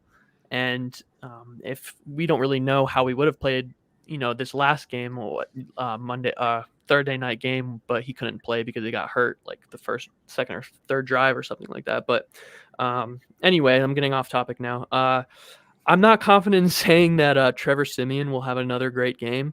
Not to mention the Saints' inconsistencies this year. How about losing to the Panthers, losing to the Giants, and they almost lost to a Geno Smith-led Seahawks? Come on now. I think that this matchup is certainly on upset alert. There's, like you said, this is a really good, underrated rivalry. And great rivalry. Yep. Great rivalry. I actually, Nate, you kind of took a lot of words out of my mouth. I actually agree with everything you said. One of the things I'm going to add on to is that you have Trevor Siemian, a guy. There is tape on Trevor Siemian. You're not getting a guy where it's totally an unknown quantity. Yes, because he played for the Denver Broncos, yes. didn't he? Yeah. And, And one of the things is that Dean Pease, who's the defensive coordinator for the Atlanta Falcons, has really done a good job in getting the defense better and better. But one of the things that he's excelled at throughout the years is having a very confusing, multifaceted defense. And I could really see this being a game that he could confuse Simeon on. I really think that, and amazement. I know you got this. I know you got the Saints in 6. Let me see if I wrote down. Yeah, you got the Saints in 6. I actually feel just the opposite. I like the Falcons in 6 because I think it's going to be a close game. These two. Oh no! You must have misunderstood. No, I like the Falcons cover. I like the amazement. Amazement. Okay. Yeah, amazement had a list of 5 games. Okay. Amazement has the Saints in 6. I would take the Falcons, and Nate I think's on board. He likes the Falcons as well. Absolutely. And Nate took all the thunder all out of the pick here because he brought up some good points. Is that when you have an unknown quantity at quarterback who's able to do some things and excel, that's one thing. But doing it in back-to-back weeks, that's really difficult. And Mike Pease is going to have a very confusing defense ready. But I amazement, if you're still there, brother. We're going to pull for you unless Nate has action on Atlanta. But I actually like the Falcons in this one. 41.5 is a low number, but the Saints have a really, really good defense. That said, I would probably take the over just because it's such a small number. But I do like the Falcons in this one. Next game is Chargers at the Eagles. Eagles are a 2-point dog at home. And amazement had Chargers -3. So obviously, if you had the option of going 2 or 3, definitely take 2 instead of 3. But Nate, do you have a opinion on this one? I agree. I agree with that comment there. The Chargers is. I think that's a good one because they got embarrassed by the Patriots last week, my team. And the week before that, they lost another game as well. Now, towards the end of last year, they won week 14, 15, 16, 17. And you know what's kind of funny? Actually, cool, like weird little stat that I kind of just found on my own just by kind of browsing through the Chargers game history.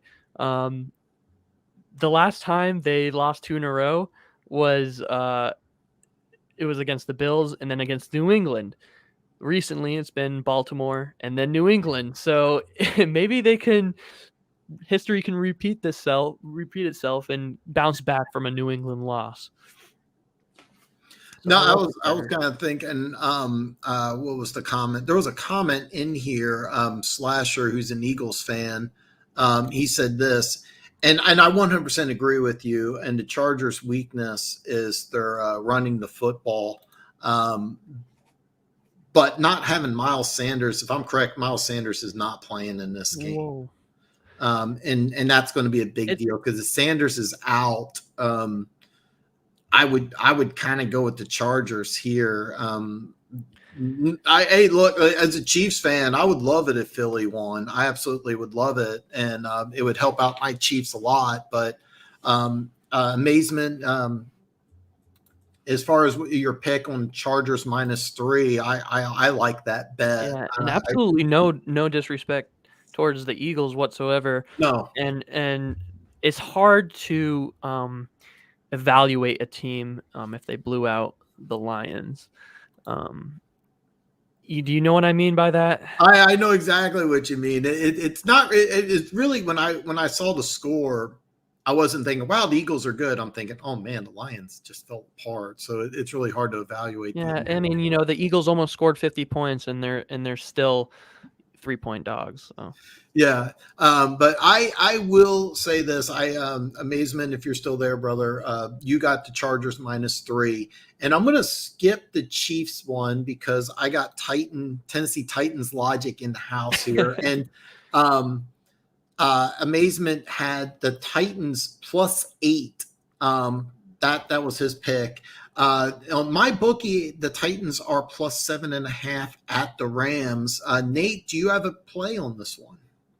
I actually do not have a play because Right now you probably, you being a lifelong Chiefs fan, you know a little bit more about the Chiefs than I do, but Yeah. coming from um an NFL fan, an unbiased NFL fan, the Chiefs are very unpredictable right now. Mhm. And I almost feel like, and I feel like I know I'm not the only one that feels this way.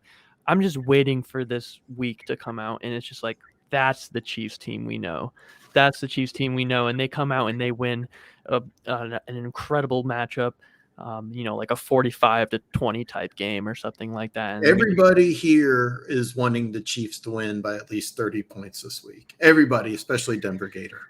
yeah, yeah, but we've been saying that, and they haven't been covering. So I don't know. It's hard. You gotta elaborate a little bit. So Well, we'll touch base on the Chiefs here in a bit, but with the Tennessee Titans being a big dog at the Rams on a Sunday night, Amazement got +8. I'm seeing +7.5. Um, I don't have a play on this one, but I do like the Titans to cover.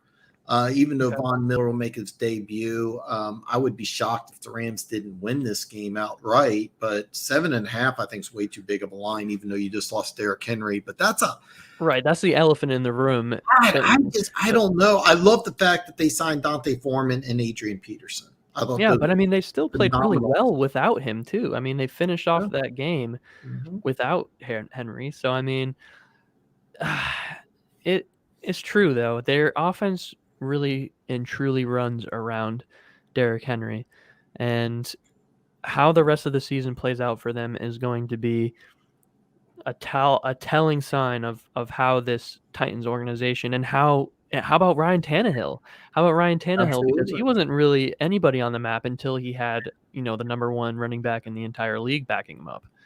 Absolutely, and yeah, it sounds like Nate and me and Amazement are on board with the Titans covering, but I wouldn't bet on this, but I like the Titans to cover. I mean, 7.5 is a fair number because you're losing Mhm. your best player, but yeah, I And do. plus, it's over that 7 point, bridge right there. That's like the golden number is a 7 and a 3. So Absolutely. And okay, so you're trying to say to Jacksonville because Jacksonville's first up on the waivers. No, that makes sense. I just don't think Jacksonville's interested, to be perfectly honest. I think that Jacksonville and a lot of other teams, I think that are in a situation where they're 1 or 2 win teams, Jets, Jags, Lions. I think they're like, hey, we don't want to deal with it. I think that teams that are pushing for the playoffs, playoff positioning, playoff battle. I think those are the teams that are really interested in OBJ. I don't think a team like Jacksonville, who knows that there's no way that they are getting to the playoffs this year, they don't want to deal with it because it's a lot to deal with. So that I get what you're saying. I don't think it's just the opposite. I think a team that's in a playoff picture will be interesting, not a team that's out of it. Yep. Yeah, the Spartans play Purdue. I'm actually going to DVR that game. I want to see how they do against Purdue. And then Denver Gator. Yeah, don't worry, Denver. I let Nate know that even though you're Denver Gator, you're a huge Chiefs fan. So, Slasher, I think the Rams would be a good spot for OBJ. I don't see it. It'd be fun. It'd be fun. So. Kansas City's defense needs to do something. They have looked rough. Yes. Trust me. You should look at Chiefs social media, and Do I there's want to? lots of hate on the Chiefs right now. The Rams cover. I'm not putting money on it, but I see a double-digit win. We'll see what happens. Well, I know it's hard. It's hard to say with the Rams too, because sometimes they just play fundamentally, and they win by the book. They don't win by style. So, but it seems like that can be week by week. Sometimes they just they beat a team by 7 or 10 points, but it's like the most comfortable 7 or 10 points you've ever seen. Like it's a 7 or 10 point win, but you knew they were gonna win the whole entire game, kind of feels. So it's difficult to say with the Rams covering or not, but yeah, that's I'll one. say this though: the Titans, they beat Buffalo and then they beat Kansas City, and then they won a game that they should have lost against the Colts. I mean, I mean, 7.5 is just a big number. I think the Titans may be a lot better than people think. And one thing about Adrian Peterson is that, I mean, they're not going to, put him in a situation where he's learning complex plays. They're basically just going to say, hey, just run here, run there. And so I don't get me wrong, over the course of like 10 weeks, is Adrian Peterson going to be a major drop off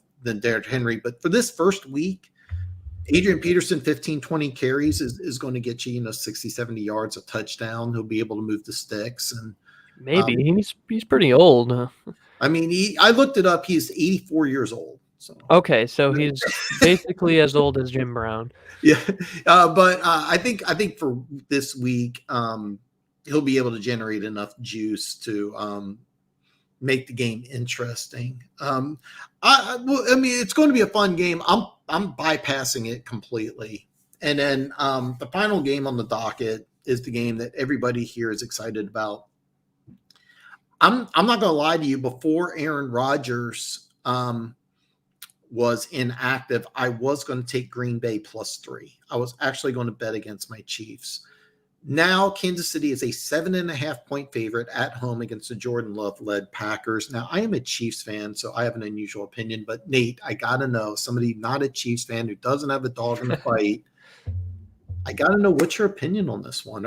I'm thinking you gotta like Green Bay to cover 7.5, don't you? Well, what did we just talk about earlier, too, about quarterbacks coming in without much notice and possibly scaring the defense, throwing the defense off guard? They do have a little bit of time to prepare for him, though. Mm-hmm. So, and what kind of player is Jordan Love? Is he one that's going to, shine in the moment? Is he going to cower? Jordan Love, actually, with the small sample size we do have this season, he does have a lot of yards per pass attempt. Mm-hmm. So on the high end on that, like I can't remember the exact number, but it's almost leading the league top 3 in quarterbacks right now. But again, small sample size. Do I think he could have a good game against the Chiefs passing defense? Yes, I do. Mm-hmm. I also think that he could make a mistake or two. And it is in Kansas City, isn't it? Oh, yeah, it's at Arrowhead. I can see a bad turnover coming too. A young, unexperienced quarterback against a loud Arrowhead Stadium. I think there could be a bad turnover, maybe a game that I'm going to stay away from. But and like we said too, I feel like the Chiefs are just due for a cover. They're due for a game to come out and us just be like, wow, that's the Chiefs team we knew. And it could be this week. I hope it's this week because I don't dislike the Chiefs and I want the Chiefs to do good for you and all your Chiefs fans that are here listening. But well, I'll tell you what, I'm hoping the Chiefs win by 30 because if you've been following sports betting, the Chiefs have made Vegas a ton of money. They refuse to cover any point spread. Mm-hmm. They've been close in a lot of games. This could be the week that they get it turned around. For those of you who don't know, Chris Jones and Frank Clark have not been healthy at the same time. But last week on Monday night against the Giants, they both made plays on the 3rd down possession and the 4th down possession. It was Chris Jones, I think, on the 3rd down, then Frank Clark on the 4th down. That ended up winning the game. The defense for Kansas City won the game on Monday night. Here's another thing that you got to think about is that even though you have a rookie quarterback, they played on Thursday. Kansas City played on Monday. That's almost in a full week advantage. That Green Bay got additional rest. Plus, not only did they get those extra days off, they also got to watch the Chiefs play on Monday night. Yep. So you got to factor that in. I actually like Green Bay. I might put action on them +7.5. However, being a Chiefs fan, I'm going to kick myself if the Chiefs end up putting 30 on them. The Chiefs have got a rookie middle linebacker. He keeps playing better and better and better. We have an outside linebacker, second-year outside linebacker by name Willie Gay, who, if you said, God, build me a linebacker, you're building Willie Gay. 240, 245, ran a 4.46 at the combine, had a 41-inch vertical. He's learning how to play. It's not processed yet, but once it looked like at times the light comes on and he looks phenomenal. Yep. A game against a rookie quarterback, this could be a lot of fun. Well, that's huge. If you guys are improving a lot on that linebacking core and that defensive line, AJ Dillon and Aaron Jones are having a pretty good running back duo over there in Green Bay. And right now, Kansas City is giving up 4.6 yards average carry. That's not very good. But I mean, like you said, you're watching them recently. You're seeing that line improve a little bit. You're seeing that linebacking core, starting to come on the map a little bit. If they can stop Dillon and Jones from running all over them, then they can cover. I think that's going to be the game plan for the Chiefs, and they're going to have to put it in Jordan Love's hands to see if he can throw it all over the Chiefs in Arrowhead, which I don't know he can do. And apparently, like the Music City, Vegas odd makers, they have no love for love. So they do not. I will say this as a Chiefs fan. If I had to bet on this game, which I'm not, I would definitely take Green Bay. If you look at the history, Kansas City's been bad against the spread. 7.5 is a big number. Logically speaking, I think it will be a relatively close game. As a Chiefs fan, the defense is getting better. The mistakes are very fluky. If you watched Monday Night Football, the first interception, Patrick Mahomes' ball bounces off the helmet of he's number one with Kansas City. He was in Minnesota before he went to San Francisco. I'm drawing a complete blank on his name. Oh, I'm sorry. I can tell you he was a quarterback at Georgia Southern before he became a running back. Is it Philip Buchanan? I'm sorry, I can't think of it. Anyway, it bounced off the guy's helmet into a Giants player's hands, and it's just been weird, fluky things like that. But if those fluky, weird things stop and the offense doesn't turn the ball over, then Kansas City can win. But do you think a lot of the turnovers is due to Patrick Mahomes? Or no? It's really just been it's a combination of players trying to make plays. Like Travis Kelce fumbled the ball because he was trying to get extra yardage. The offense feels like they have to score a touchdown every single possession. The big thing about the Chiefs win on Monday night is the defense won the game. The score was 24-20. Yeah, they needed that. 2 minutes left in the game. The Giants are driving, and the Chiefs made a big play on third down and a big play on fourth down, and it was their two defensive linemen that made plays. Now you add Melvin Ingram, a player who played for years on the other side against the Chargers. This could be a lot of fun for the Chiefs, but again, that has to be a focus as well as the takeaways. I mean, especially a team like Green Bay, because Green Bay has 14 takeaways right now. That's there's only two teams that have more takeaways, and that's the Bills and the Colts. So one thing about takeaways is that when I watch Green Bay play, I'm not overly impressed with their defense, but I could see them getting some picks. I could see them having a pass rush against Kansas City. Kansas City struggled, protecting Mahomes. That's one thing. They can run the ball pretty well, but they've struggled in pass protection. So I'm going to definitely pass on this game. But if I had to, I would take Green Bay to cover 7.5. So yeah, no, I can see that. I'm probably going to fade on this one, but yeah, you should stick with your gut. That's what you should do. Yeah, as of right now, I have not made one single bet. I'm going to reevaluate everything Saturday. I'm going to look for some prop bets to see if I can get a good one. One Pride 40 says Chargers. That would be an interesting team. What I got against the Chargers is that I don't think a rookie head coach really wants to deal with all of that. I think that OBJ is going to go to a team with an experienced coach. The 49ers might be interesting. I think the Titans cover. The Rams don't know. I agree. I think Nate agrees too that we both like the Titans and Amazement. I think Amazement dropped off, but he had Tennessee +8, and I don't know if he's using Bovada or I know he's not using my bookie. I can't remember what he's using though. So yeah, even without Henry, I still like them to cover 8. The Titans aren't going to change much scheme wise, so I don't think the Rams will have too much trouble. That's just my opinion. Hey, we're gonna wait and see. I'm not putting action on it. Nate, are you putting action on the Tennessee? No, I faded on that game as well. There's a handful I do have, but that's not one of them either. All right.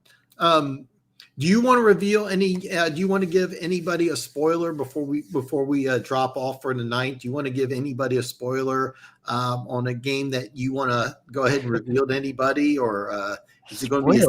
I don't have a game this week that I really like. I will tell you this: if I got 7.5, I would have taken Houston. Right now 5.5. I'm going to pass, but I would have taken 7.5. Well, I guess there's one that we could say real quick. I don't think we really touched on it much at all. The Cardinals and the 49ers. That has changed a bit, and I know a lot of it has to do with questions. My bookie has passed on it completely. The line's off on my bookie. So what? Well, actually, I don't.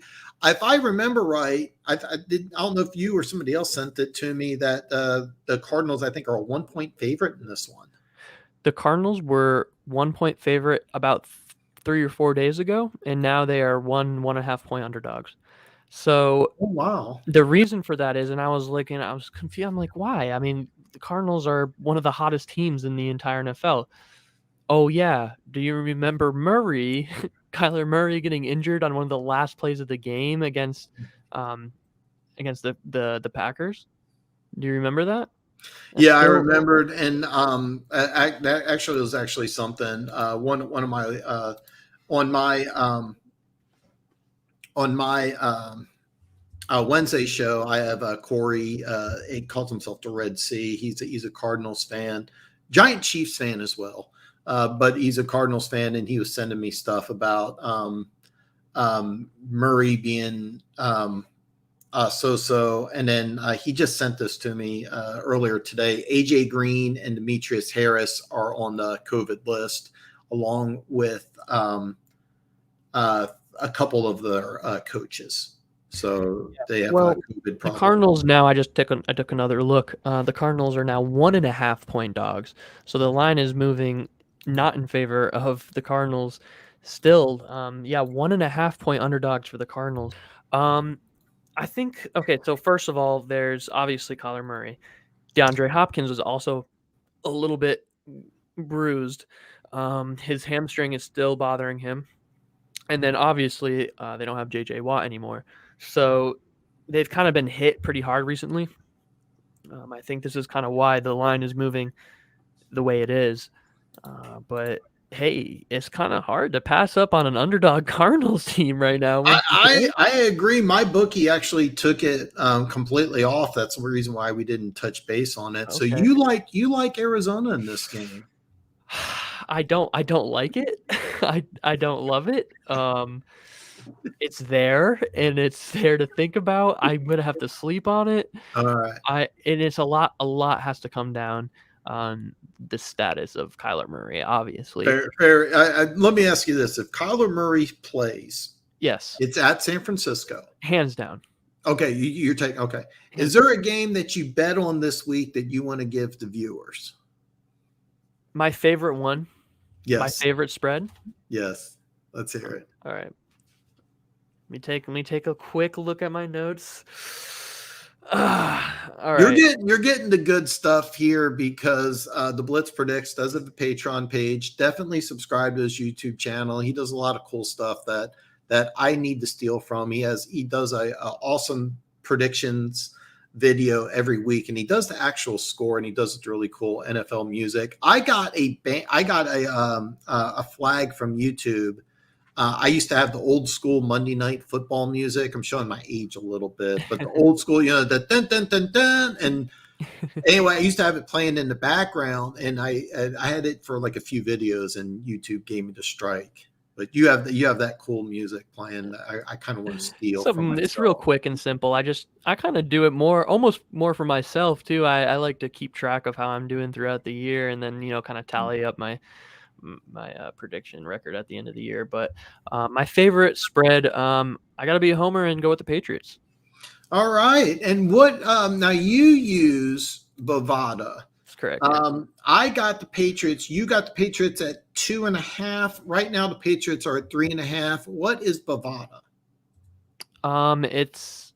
They do both sports and they do like casino and live dealer. I don't really touch that because that's more of a luck thing. And, I like to think that I'm doing something more based off of intelligence, but it's stationed overseas. So you can it's pretty much legal in every state in the U.S. to bet on it. You don't have to be in one of the designated sports betting states because they're located in a different country. So somehow I don't really know how the laws work like that, but you can deposit with a credit card or something, and you can usually withdraw with Bitcoin, or you can withdraw like a check in the mail or something. It's not like you can just withdraw straight to your PayPal. Can you do that on Bookie or? With my Bookie, the reason why I don't openly endorse it is because I haven't withdrawn. When I first did it last year, I didn't read the fine print, so I did a direct deposit with my checking account. Turned out to be that there's fees and all sorts of baloney. Mm-hmm. I used Bitcoin this year, and they give you a bonus, which I do like. So if you do a deposit with Bitcoin, they will give you a little extra, which is pretty cool. They almost match your deposit up to $100. Yeah, they do that on Bovada too. Yeah, and it's not I'm not like sketched out by it or anything. I've done my due diligence and I looked into it, make sure it was all safe, and it's actually one of the most common worldwide betting sites. So I know people that have used Bovada. Now we didn't even get a chance to talk about this, but before the season starts, I actually traveled to Vegas, and then I bet the over unders for the years in Vegas. Okay. And then I've been using my Bookie, and I may try Bovada out just to, check it out. I'll use your referral link. If you use my referral link, how about that? yeah, we can tag team it. It'll be great. But let me ask you this here: but the Patriots right now are 3.5-point favorites on my Bookie on Bovada, because I don't have it pulled up. If you do you have it? Are they 3.5? If you're one of my viewers right now, can you get is it 3.5 or can you get 3? For those of you who don't do sports betting, there's a major difference between 3 and 3.5. major difference. Yeah, so if you are going to take the Patriots, make sure you get 3 or less. Yeah, since the beginning of the day, the line has moved. It's now at 4. I would not recommend at 4. I'm going to take a look at my previous bet on that real quick. Give me a quick second. Yeah, I thought you said 2. Maybe it's 2.5. I will say this, and I should have took it at 22.5. My Bookie offers just the action on the Patriots by themselves. You could take over. It was 22.5 yesterday. It's 23 now. I like over 23 because I like the way the offense. Yeah, I like it too. Yeah, that might be the play. I might just take the Patriots 23 and ignore the 3.5. At 2 or 2.5, that would be a good number. It sounds like we're in agreement that we do like the Patriots to win at Carolina. We don't like over 3. So I don't know. I had it at 2.5. Okay. So that's a great number. Yeah, I was happy with that. But like I said, I do a lot of them really early. Like sometimes Bova, I don't know if Bookie does it, but right now, if I want to, I can actually bet on Week 10 matchups right now. Oh, really? Yeah. Let me see here. I know that I've done this before because I got a few games early, and I've done that before. But right now. I can bet on one. No, I can't do Week 10 right now.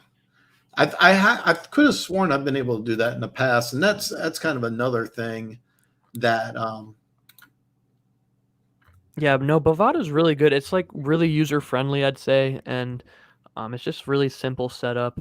And actually, from what I've seen from like other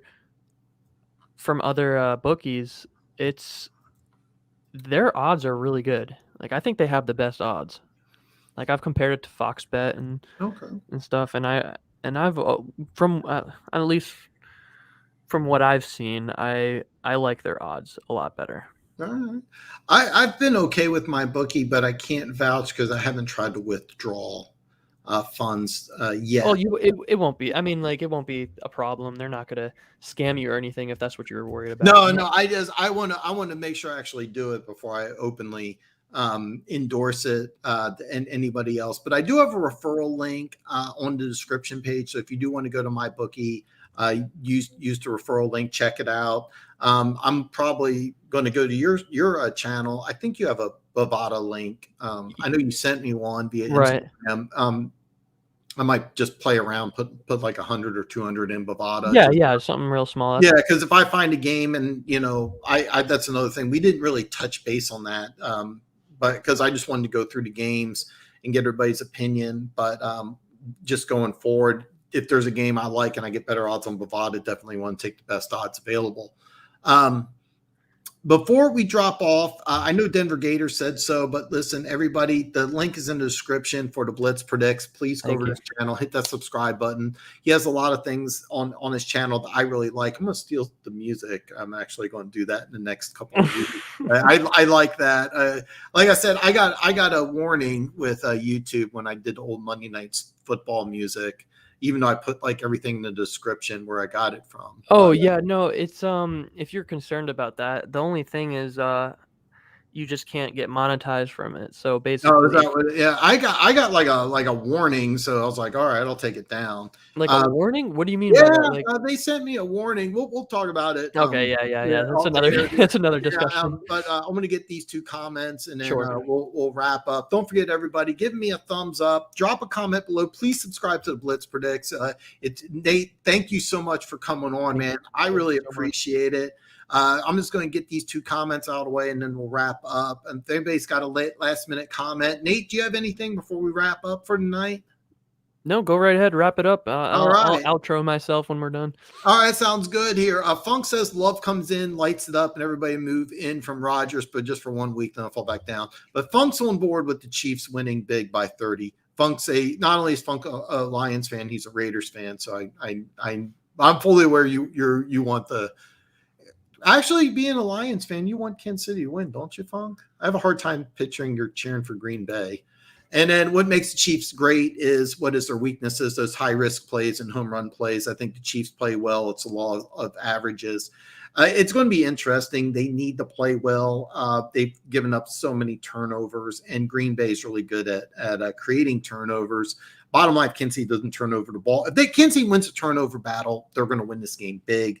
I could see Green Bay getting a turnover or two and making it close. I do think that they'll cover 7.5, but this could be the time where Kansas City gets everything kind of tuned up together. Andy Reid, every year he's been in Kansas City, he's had a minimum of a 5-game win streak every single year. So this could be a start.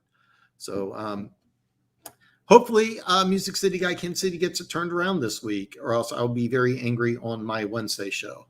So that's all I have. I'm not cheering for Green Bay, but I don't see Kansas City winning even with okay. Hopefully you're wrong. Hopefully you're wrong. Nate, man, before we end the show, man, what do you got, brother? Sure. I guess I wanted to say, thank you so much for having me on the show. It was a pleasure, man. And I just love talking football with another knowledgeable football mind. It feels so smooth and just always makes me smile. And, I feel like I've known you my whole life now.